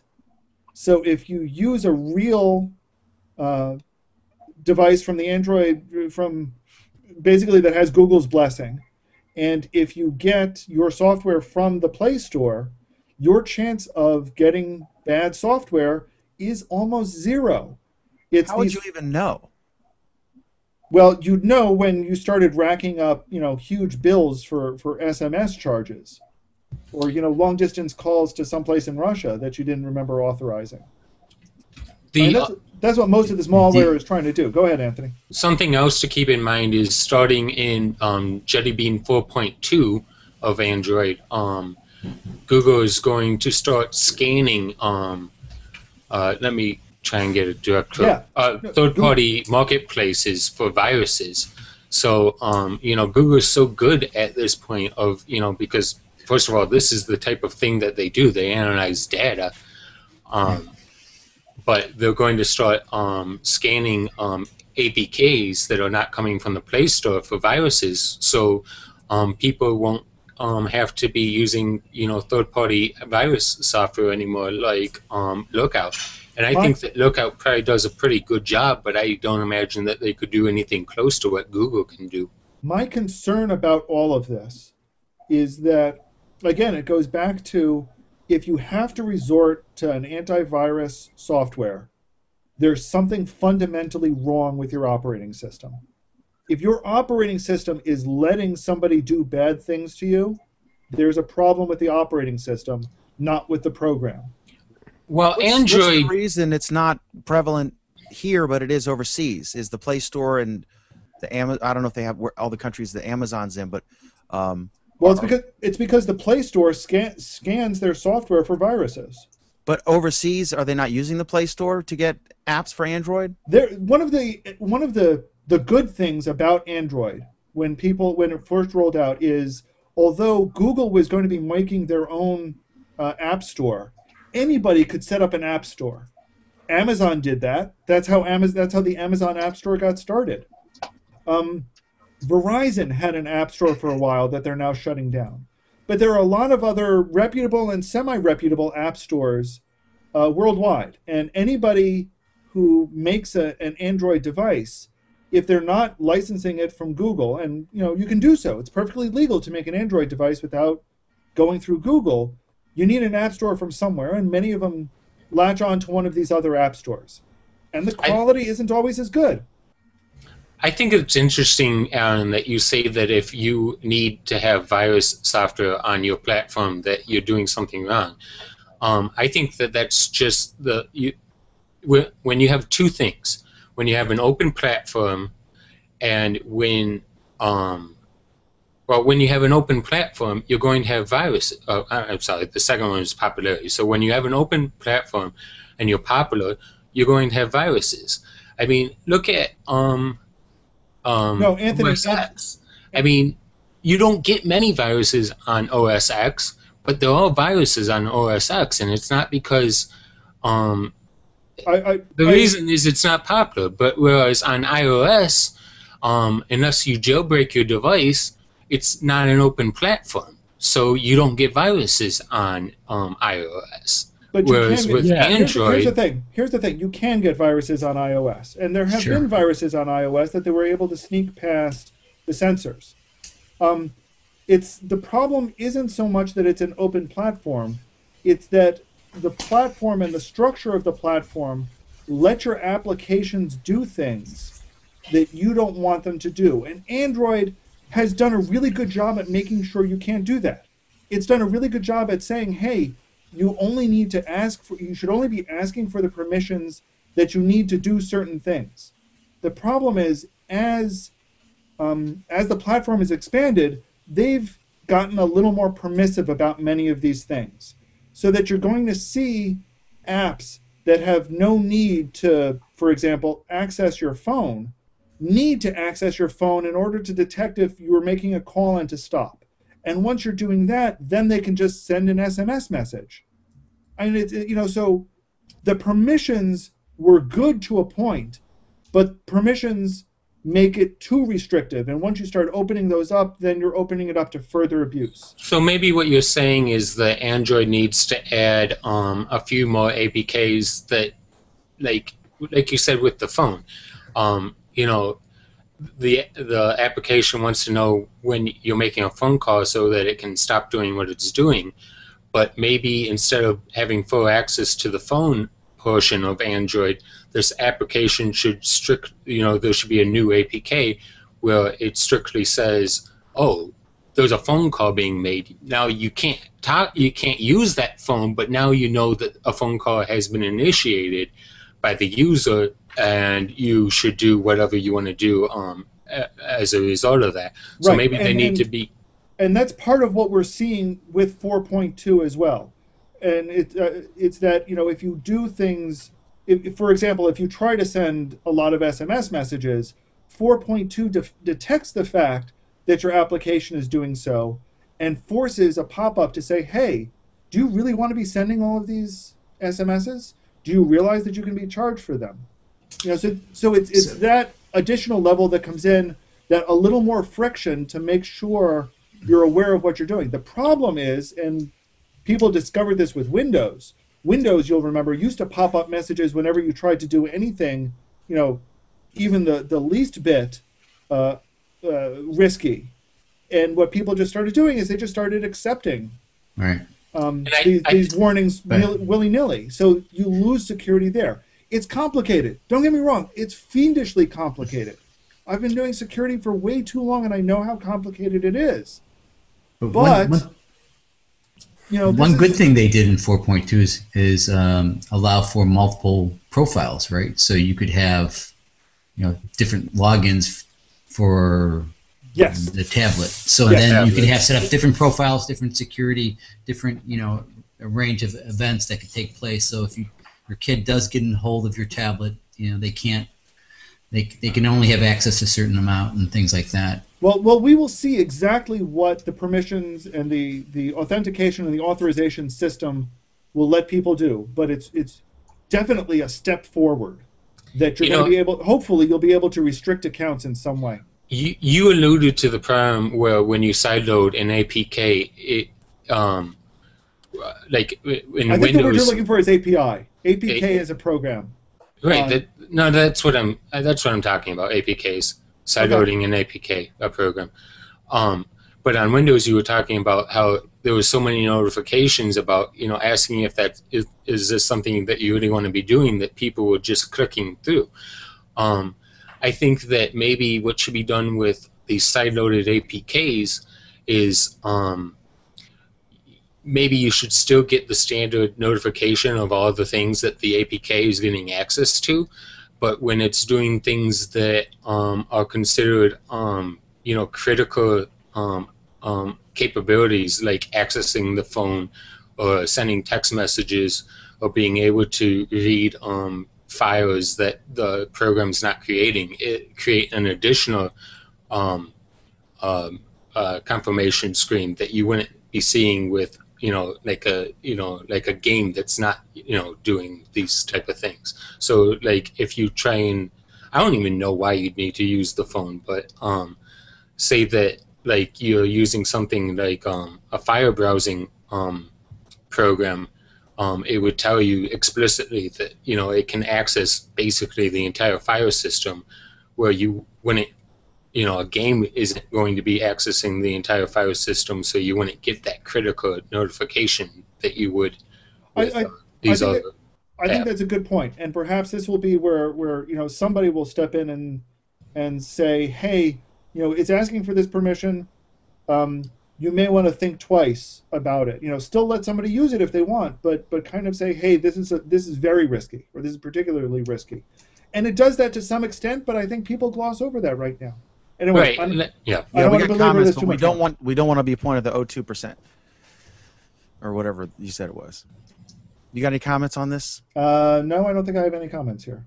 Okay, so 31, 37, 31. Okay, next up, this was interesting. There was speculation about Apple, whether they would approve a Google Maps app from Google.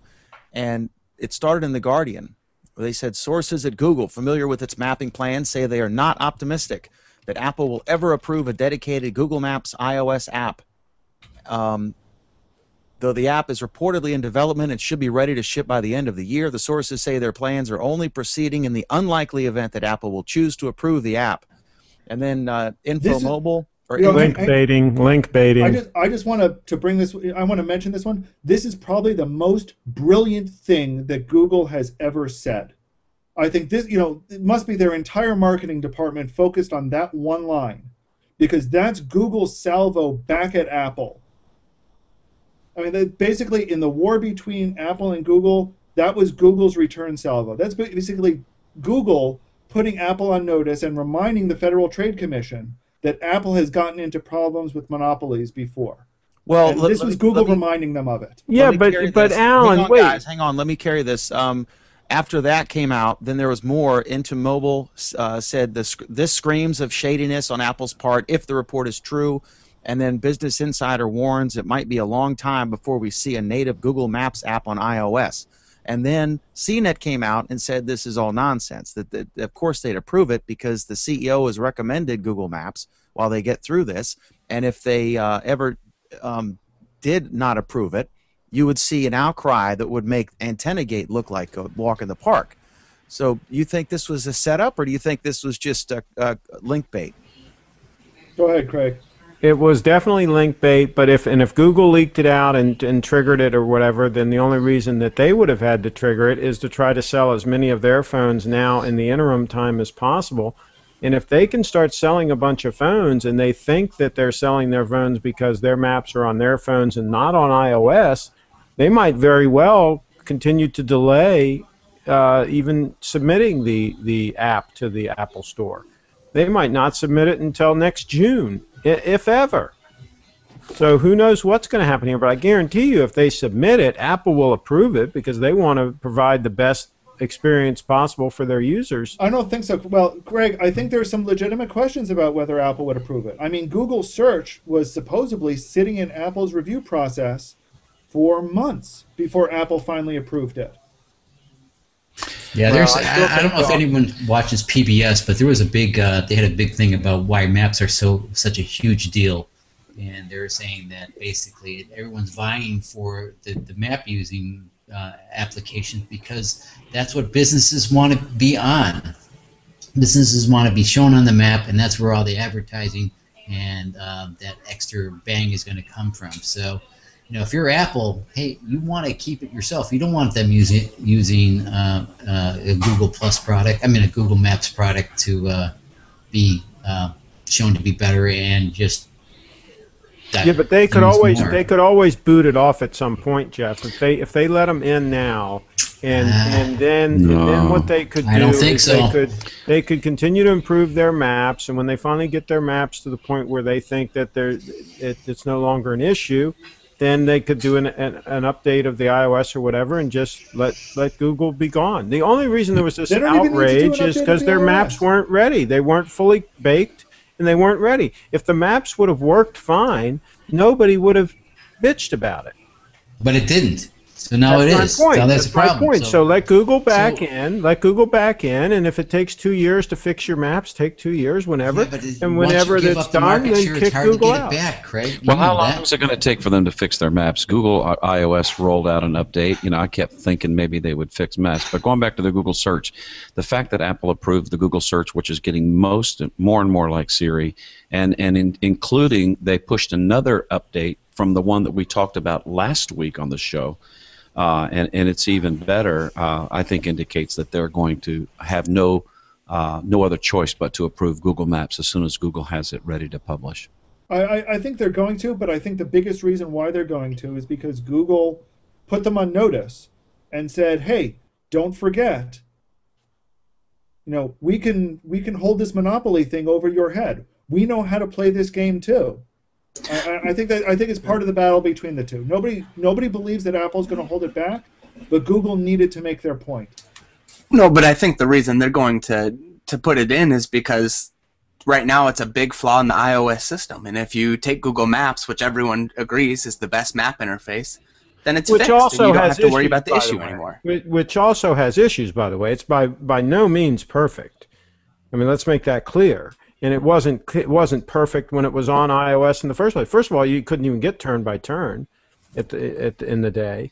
Well, so it was never perfect on iOS. Well, it was never perfect on iOS. The version on iOS was several years old. That's right. Google kept updating their platform, and it never made it to Apple for a wide variety of reasons. Well, they wanted turn by turn. Apple did, and Google wouldn't give it to them. That's because it wasn't under their contract. Terms.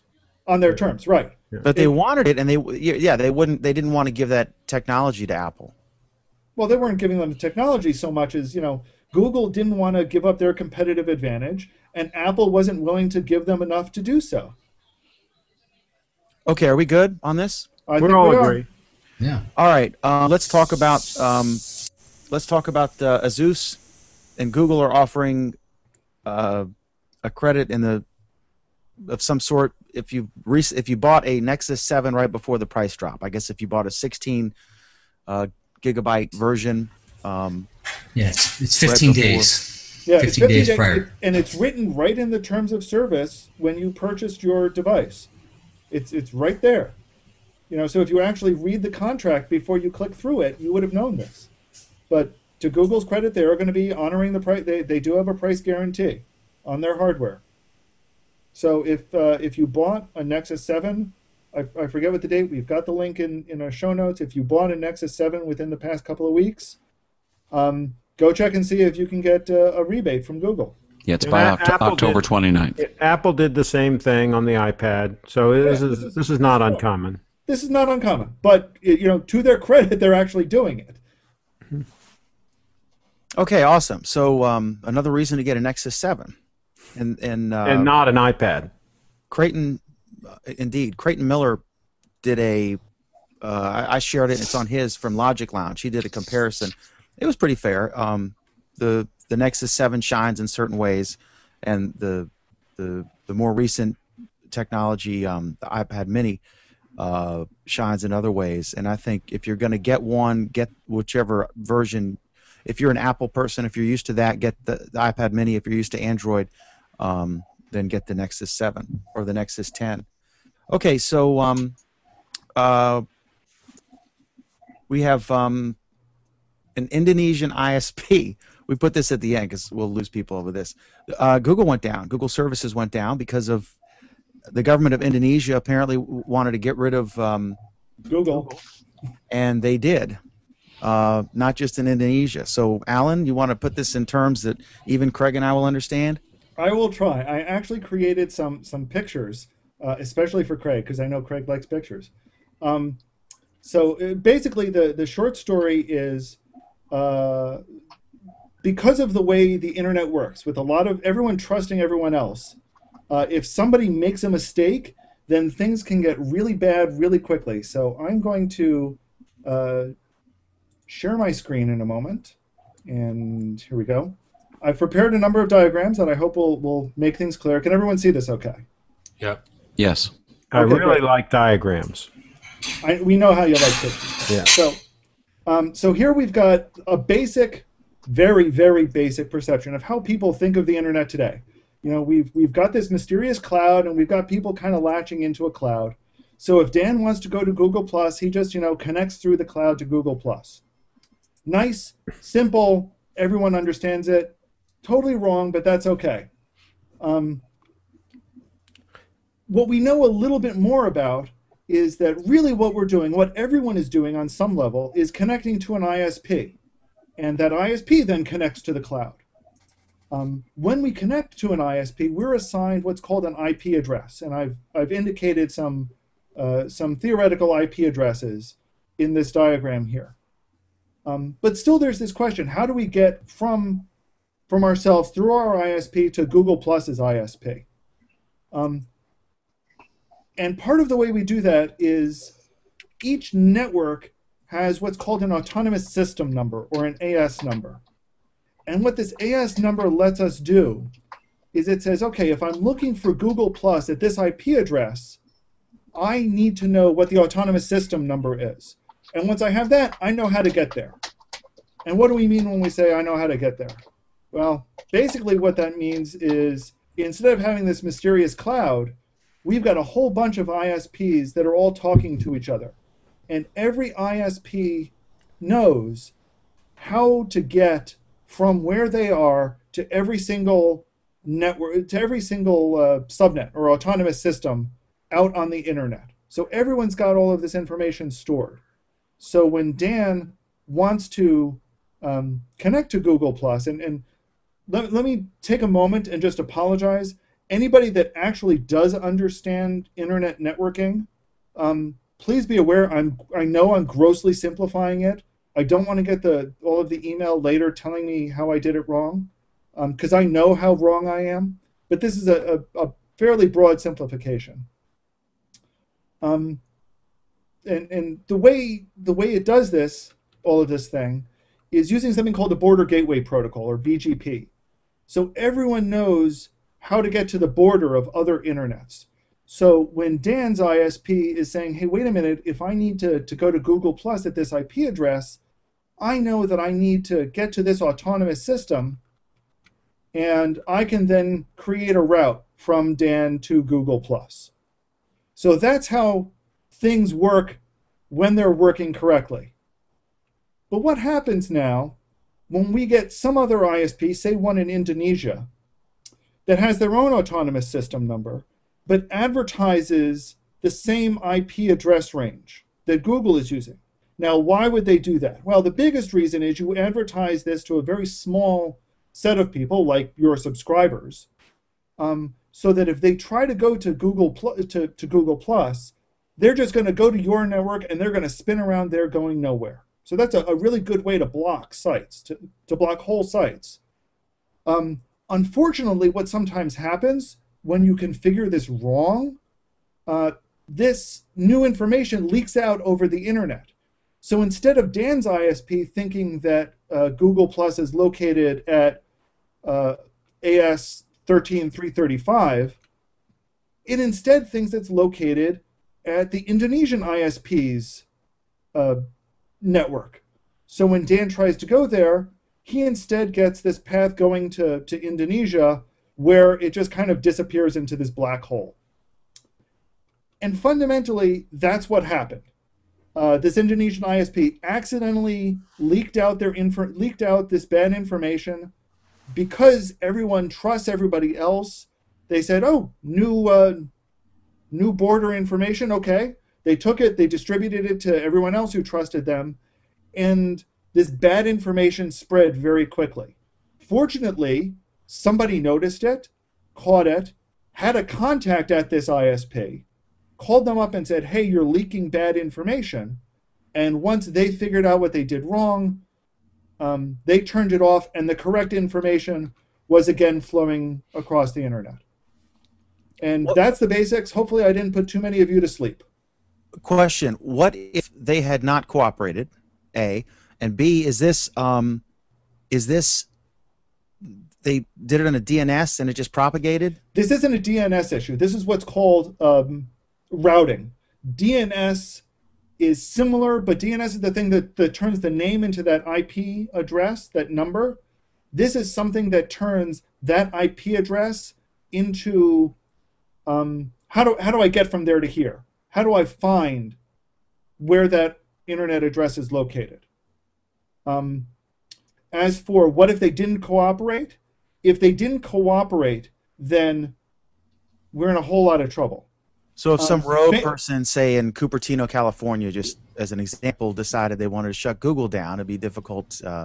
It would be difficult, but what would happen eventually is enough people would say, okay, here's the source of this bad information, and they would have to manually essentially every isolate. ISP in the world would have to manually do it. Not every ISP. Let me going back to my picture just again. the major network hubs. In this case, what you see, either the major network hubs, or at the very least, the next hop out, or everyone who's connecting to this evildoer would need to start ignoring them. And sometimes that's a major effort, and sometimes that's not a major effort. But, okay, well, but fundamentally, this is one of the very risky one of the very fragile parts of the internet, is that it does rely on this trust that every ISP has for everyone else, that you're not going to screw up.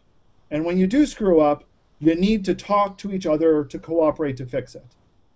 So don't trust the Indonesians, is what Alan's saying. But here's the thing. Other places have done this before. This is not the first time this has happened. So if a real bad guy, wanted to, let's pick any country. I'm not going to name any country, but just pick some rogue country, wanted to cripple the internet, how good a job of that could they do, and how long would it last? It depends. It would really depend on how many connections they had to the rest of the internet as a whole, and how quickly those connections could be cut. But the fact is, nobody wants to. It's kind of a nuclear war scenario. Nobody is going to try to launch that kind of attack, because the moment they did launch that attack, they would be cut off pretty quickly. And once they're cut off, they're not going to be allowed back on. It's usually the other way around, Craig. I would imagine it's more like the Chinese firewall, China firewall, where they don't want their populace going out and searching for certain items and things like that. So more rogue countries would want to keep it segmented for people their populace can't get out. Right, Jeff, and that's what happened in this case. This is a case where Indonesia wanted to limit their population's access to Google, so they had their ISP set this up, and the ISP messed up and it leaked out. I think Craig raises a very, very interesting and important question, though, and that's, if some nation wanted to launch a cyber attack, is this a way that they could do so? And the answer is yes, this is a way that they could do so, but if they launch this kind of attack, it can be detected pretty quickly. And once detected, if they didn't cooperate, if they didn't say, oops, that was a mistake, we're sorry, and they didn't fix it quickly, then they could be cut off pretty quickly. And once they're cut off, nobody's going to let them back on. So they'd be basically cut off from the internet completely, and they would then, by default, just have their own internet for their country. Correct. Right, which is, no one's going to do that. Which is fine, and some of them, are happy at doing that. The problem is, the reason why they're connected to the internet as a whole is because they think they're getting something out of it. So if they want to cut themselves off, great, fine. If they want to use this to launch attacks against somebody else, it's an attack of last resort, because they'll get some benefit from it, but very quickly it's going to be turned around against them. Mm-hmm. It's a mutually assured destruction weapon. The problem is everyone else will be able to recover from it eventually. And they won't. And they won't. Yeah. We have a question from Diana. I wanted to pop this one up because we talked about this for the past 2 weeks. Has France and Brazil thought about this? And the answer is yes, they probably have thought about it. But again, it's a nuclear option, and nobody is willing to take that risk. Okay, yeah, that would be pretty tricky for them to do. But they can do what this guy was originally trying, Indonesia was originally trying to do, and that is block a service like Google within their country. They just didn't do it right. Yes, they could, and eventually Indonesia, the Indonesian ISP, I'm sure, figured out what they were doing. So Okay. right now, correct me if I'm wrong, right now if I'm in Indonesia and I try to go to Google, I'm just going around in circles. I just can't get anywhere. That's pretty much the way to look at it, yes. Okay. Okay, so up next, we've got some news about Target, a retailer, big retailer. They have agreed, Amazon has got these lockers, and the idea is, so you don't, it's a problem getting deliveries if you haven't agreed to have unsigned packages left by UPS. So what they're doing is, instead of delivering to your home or your business, they're delivering to a locker, and then I guess you get a code and an email, and you punch the code in at the screen where the lockers are, and then it tells it opens your locker, and you get your package, and then you close your door. And the store, I don't know if there's any money changing hands, but the store benefits in this because they're getting traffic. I think it's Staples still, Dan. I don't think it's a. Oh gosh, you're right. Staples and then Radio Shack. Yeah, this is a different story. This isn't an Amazon story. This is a CNET story. do? I don't know what you did. Well, Yeah, I guess we'll talk about my story since I just introed it. The idea here is interesting. If you use a mailboxes, etc. type place, as I do, then there's no advantage to this because they sign for it and then I come whenever I want and pick it up. But I can't imagine the point of sale stuff, that the impulse items that will be between the front door of Staples and these lockers, probably all the way in the back of the store or something. You guys think, is this a big deal? And rumors about Radio Shack doing this as well? I personally like it. If I had an instance where if I was on the road and I wanted to buy something and I didn't want something, sitting on my doorstep or bother my neighbor to look for the FedEx truck, have it delivered someplace else, and I can pick it up at no cost. It's a great idea. Excellent. Like it. Just another option. Just another option, and then why not? I mean, if the floor space is doable and there's some kind of an agreement where they share a certain cost for that, they're renting the space. There's going to be some ancillary business coming into Staples for that. So I think it's a great business, just like UPS at certain places, And lockers have been around for a while from Amazon, is that right? And it's just new that it's coming to Staples? They're in certain markets. I think they started out in, I guess, wherever they are, and then in San Francisco, I think, and DC, some major areas. Eventually, it's going to be same-day delivery, and that's going to just crush I think you can get them at your house, too. A locker? That's what I heard. Really? Yep. Huh. That would be interesting. Okay, so Alan, why don't you... Talk about Amazon Very Prime. Since I obviously don't know what I'm talking about, you want to talk about this Target CNET thing? Sure. I mean, I don't know who added the story. I just read it quickly. Basically, it sounds like Target is one of those places that has the problem that what a lot of people will do is they'll go to Target, they'll look at a product, they'll then pull out their smartphone, punch it in online, see what Amazon is selling it for, and walk out of Target. What this is trying to do is it's trying to make people not pull out their smartphone, and the way it's doing that is by putting CNET reviews right next to a lot of products. So people will be able to look at a product, look at the reviews for that product directly in the store without having to to go to somebody else's website and hopefully then purchase it from Target instead of from somewhere else. It's a desperate attempt. I don't know if it's going to work. What do you think, Bruce? And now, folks, we finally have the solution to the infamous yet never appearing Google kiosk. You know, you go into Sam's, you go into some of these stores, and they have these little flat screens on the end caps of these aisles.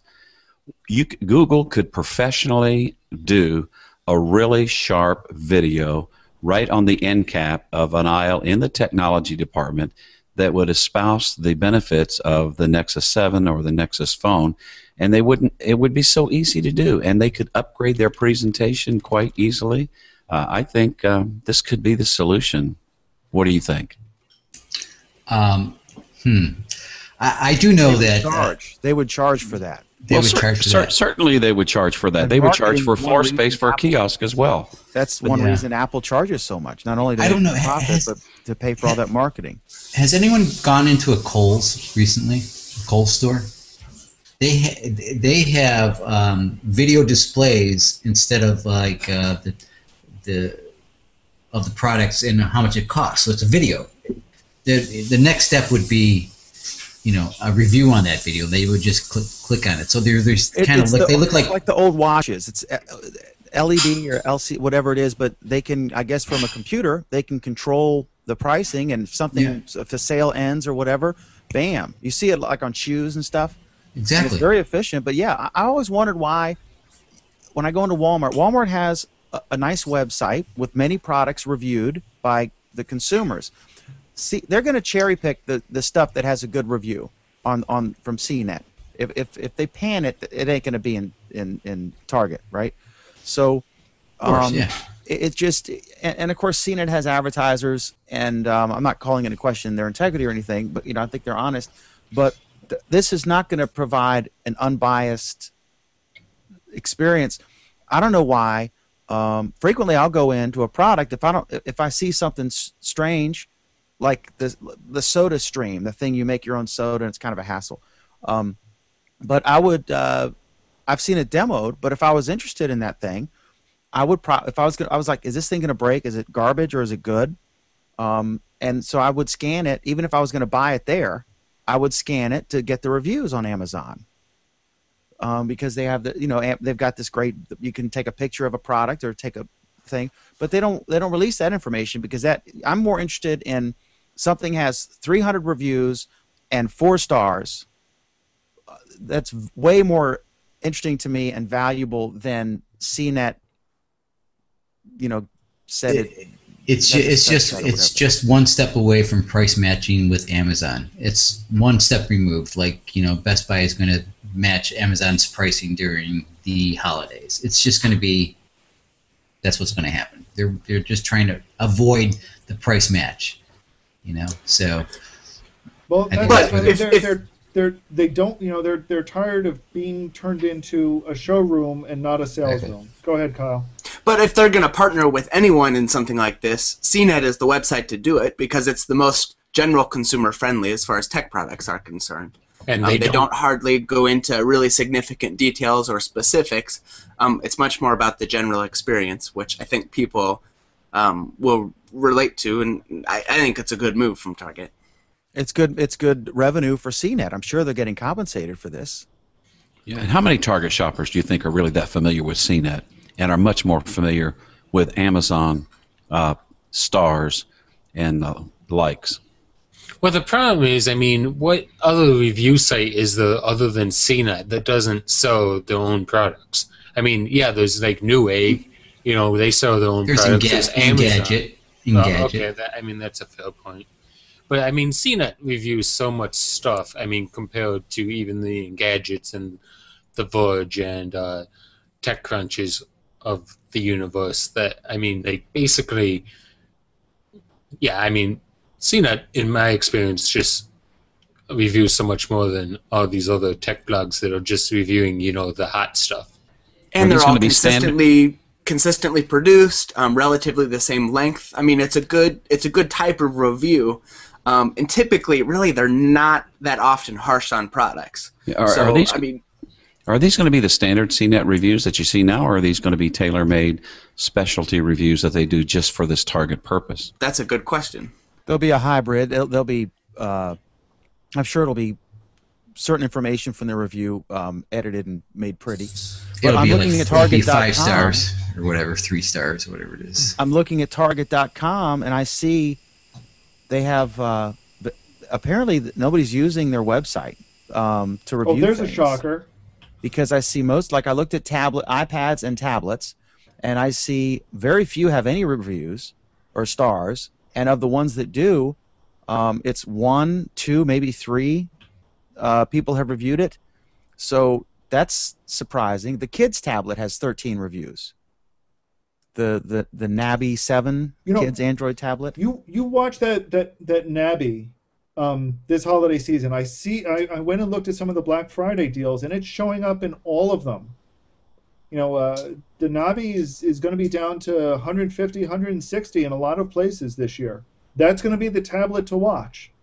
And I assume it's a scaled down Android tablet with parental controls, etc. It is an Android tablet running. It's an Android tablet running Ice Cream Sandwich 4.0. It basically has almost all the same specs as a Nexus 7, except it's running 4.0, and it has a micro SD slot, and it's got special parental control software, and it's got the kids bumper on it. So as opposed to the parental control software, can you tell is it just plain Android, or is it like one of these Kindle Fire deals? It's pretty much plain Android. I mean, it's pretty stock Android. There isn't too much else to it. It does use a non-Google App Store, though. I mean, it's not perfect, but it's a lot closer to where I think the price point's going to be. It's got some very specific kid features which the Nexus does not have. Well, you would want a specific store for something like this, because Google doesn't have a special interface just for little toddlers. So I think that's a plus. Not just that Google doesn't have the interface for toddlers, they don't cater to kids at all. I mean, I've gone on the Play Store. This is going to be me ranting, so I'm going to cut this short. Google really has no freaking clue who they're marketing to. The Play Store is abysmal. You try to find kids' shows on it, and they get lumped in with adult cartoons. You try to find anything on there that's made for kids, and they're just a mishmash everywhere. It's pathetic. And with that, I think we should wrap. Yeah, I just want to say I'd say one quick thing. We were in a hangout with Tech and Coffee with Duke Carrico, and he was saying that Target is selling Google Play cards for $10. $10 worth of. So they're trying to reach out into the mass markets where you can buy a gift card for $10 on Google Play. Yeah, but you're buying a $10 gift card for $10. Well, I'm still, they're out there, right? Yeah, they're out there, and it's great. But what really would have done it is if they were, one of the things I went looking for. I was expecting that the Nexus 7 was going to be sold on Black Friday deals, at the new price point with a $10 play card or a $25 play card or something. Nothing. Nobody has the Nexus 7 as a Black Friday deal. Big mistake. I don't think so, because Apple would never put an iPad as a Black Friday deal. So but Google's preserving the. Oh, they are. You can get the iPad. You can get a $75 card back, I think, from Best Buy or one of those. Yeah. They're not lowering the price, but they are giving a card for the iTunes Store. Yeah, or something. And that's a great hook. What do they give, like $50 or something, like a $50 iTunes card? I think it's even. No, it's not iTunes. I think it's $75 from the store, store credit kind of deal. Okay, so we're good, right? The Apple Store. I know in past years they've done it that you get an Apple Store $25 gift card with it. I'm not sure. I haven't seen it this year, but I've seen it in past years. But yeah, I think we're good, Dan. Okay, I got one quick question. When you look back on how you got information about the election, if you look back at 2000, we all watched TV, right? Alan, you and I were in a hangout, and we were both using Twitter to get a lot of information and browsing the web. But let me start. I'll end up with Alan, but let me start with Kyle. Were you following the results on election night, and how are you doing it? Well, I hopped in Hangout with you for a bit, and everything was online. I didn't turn the TV on once. Interesting. Jeff? Well, I was with you all like for 5 hours, man. Yeah, see, this is obviously a bad panel to ask. See, this proves that most Americans look at Dan McDermott's Hangouts for any kind of election results. And then, Craig, you were in here. So this is a waste of a question. If I wasn't in here, I still get all my news from Twitter. I mean, that's how I get all my news all the time. Yeah, Twitter's amazing. It's the first place. It'll be on Twitter before it's on the TV channel or anywhere. I don't even have the TV anymore, so not even an option. Or pants. No pants either. Bruce Turner. Is it okay to mention the election? He was crying. No, I was with you for a while, but it was like it was fun. No, I got most of my news from Cable News Network, and their associated app had a pretty good little election thing that would give you running totals and stuff like that. But I got a second question for you and Anthony. I don't want to get a big discussion about this, but there's a running theme, and it's prominent and I recommend the book by David Frum, who was George W. Bush's one of his speechwriters, and he's a Republican. I wouldn't call him a right-winger, but he's a self-described conservative Republican, and he did work for George W. Bush. He says that the conservatives, because I know you're a Fox News fan, he said that the themes that they were bringing up were so crazy, some of the stuff, that they think conservatives were being given a disservice by the conservative media machine, and that even to the point where a lot of them, like my mom and dad, are Fox people, and my mom was shocked that Obama won the election, because do you feel like you're well served, or do you think are you well served by the conservative media out there, and were you well served in the year and months preceding and the days preceding the election? I think you're well served if you take a smattering of everything and not get everything out of one bucket. I do believe that some of the conservative news sites, if that's all you got, you would not be well served. Okay. And I agree. You should watch some MSNBC, some Fox News, some CNN. Look at Drudge Report and Huffington Post and mix it up. And MSNBC is like the Olympics, where you take your top score and the bottom score and you toss them out. So you would toss in MSNBC. Anthony, do NPR maybe for the bottom score. Oh, NPR Anthony, for the bottom score. No. You were following. I know you're a political guy. How do you get most of your information now? Election returns or results, or just different things like that? I try to watch CNN, and anymore I try to avoid Fox, but CNN is even bad anymore. I found that watching headline news is actually pretty good, although there's a lot of entertainment to headline news. That's the concept of the network. But I find that headline news is largely fact-based and very little commentary. When they are making commentary, it's all joking, and because that's their demographic. I try to avoid the commentary, because if I want commentary, I'm going to talk to my friends. I don't need political heads. I was watching CNN on Wednesday evening because I wanted news.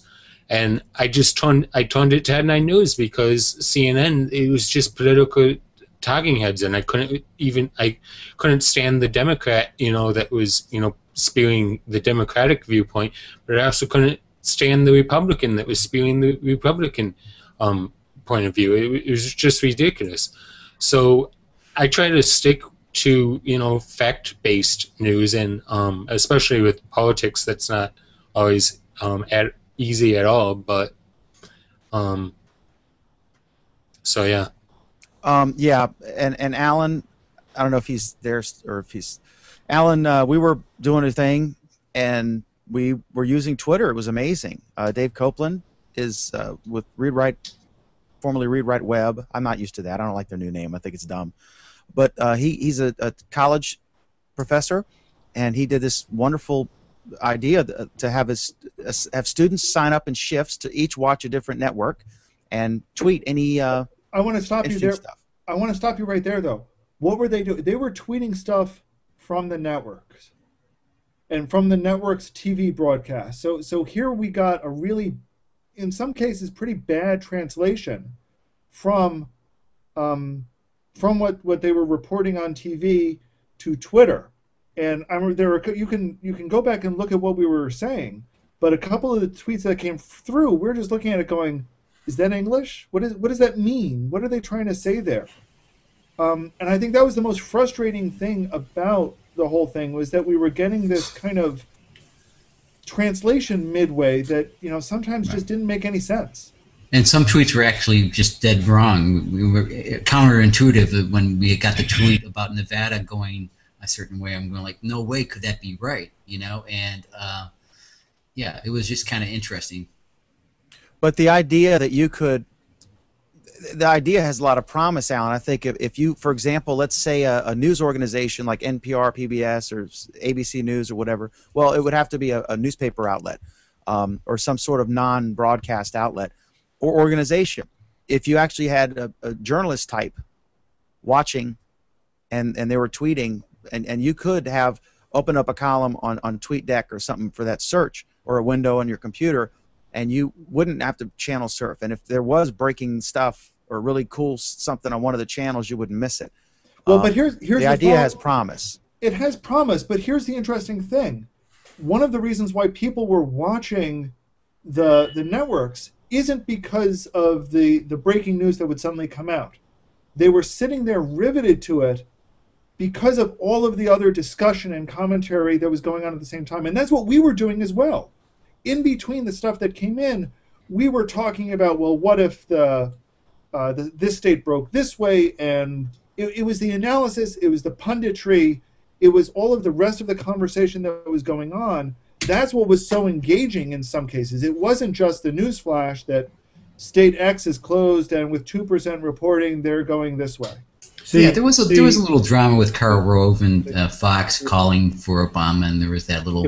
If you wanted entertainment, sure, you watch one of these cable news channels. That's what they're in the business of entertaining. I think we're in a transitional phase here where eventually we will be able to get the information direct from the source, same source that these talking heads are getting it from. And we can take them out of the loop if we choose to. Some people won't want to take them out of the loop. They want the entertainment. But Craig, you got to admit that they have the insight saying, I wouldn't know that this county was a Democratic county and only 64% of it was, that the rest of the votes are going to be. Well, I mean, they have that added insight. Just to give you one example, Jeff, I follow a guy that goes by the name of New Media Jim on Twitter, and he works for the White House. He's in the White House press corps, and he's like a photographer or something. And he will take pictures sometimes with his iPhone of behind the scenes things that are going on, and he'll tweet it directly on his Twitter feed. I'm surprised they allow him to do it, but he does it. And I love following him because I feel like I get some really cool behind the scenes stuff direct from somebody who's right there. And it's just kind of cool. And so New Media Jim is his handle on Twitter. And so I like to follow people like that because I'm getting information straight from that person, from that source. And same thing with commentary. I like to follow certain people because I like the comments they make on things, and I like to tune my Twitter feed so that I can do that. And most of the people I follow on Twitter are direct source information that I get. And so I think eventually we'll get to that point where we can get a lot of information from Twitter before these talking heads get it.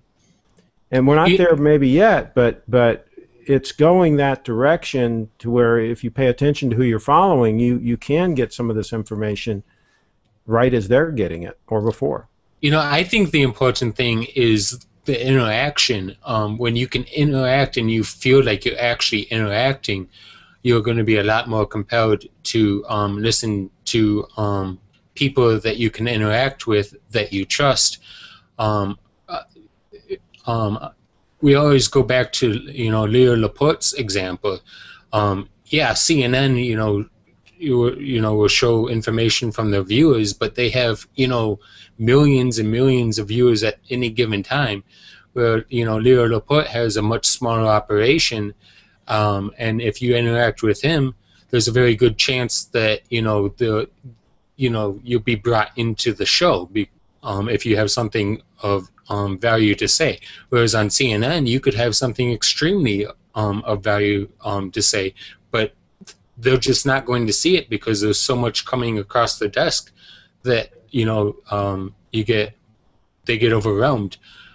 So I think the interaction part of like these Google Hangouts or like Leo Laporte's operation is a huge part of it.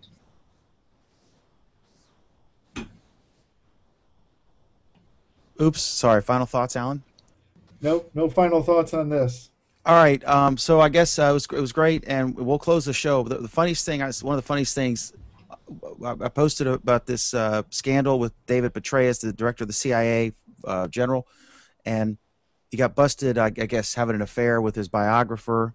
The funniest comment was from George Cozy in the Netherlands on the story. He said, "Well, I don't want to seem crass, but how competent, if he got caught, how competent could he be heading up the CIA as a top spy if he can't, cheat on his wife without getting caught?" So I thought that was a funny comment. Anyway, appreciate y'all watching. We are here every Friday. I guess we're back to Eastern Standard Time. So Yes. It's at 1 a.m. GMT. It's at 8 p.m. Eastern, 5 p.m. Pacific every Friday, 1 a.m. Saturday morning GMT. We want to make it even harder for our European folks to watch us live 6 months a year. But anyway, we want to thank you all. We appreciate your comments, your questions on YouTube and on Google+. And for all of the panel and our friends and the panelists who are not here at the moment but are often here, I want to wish you all a very wonderful Google+ week.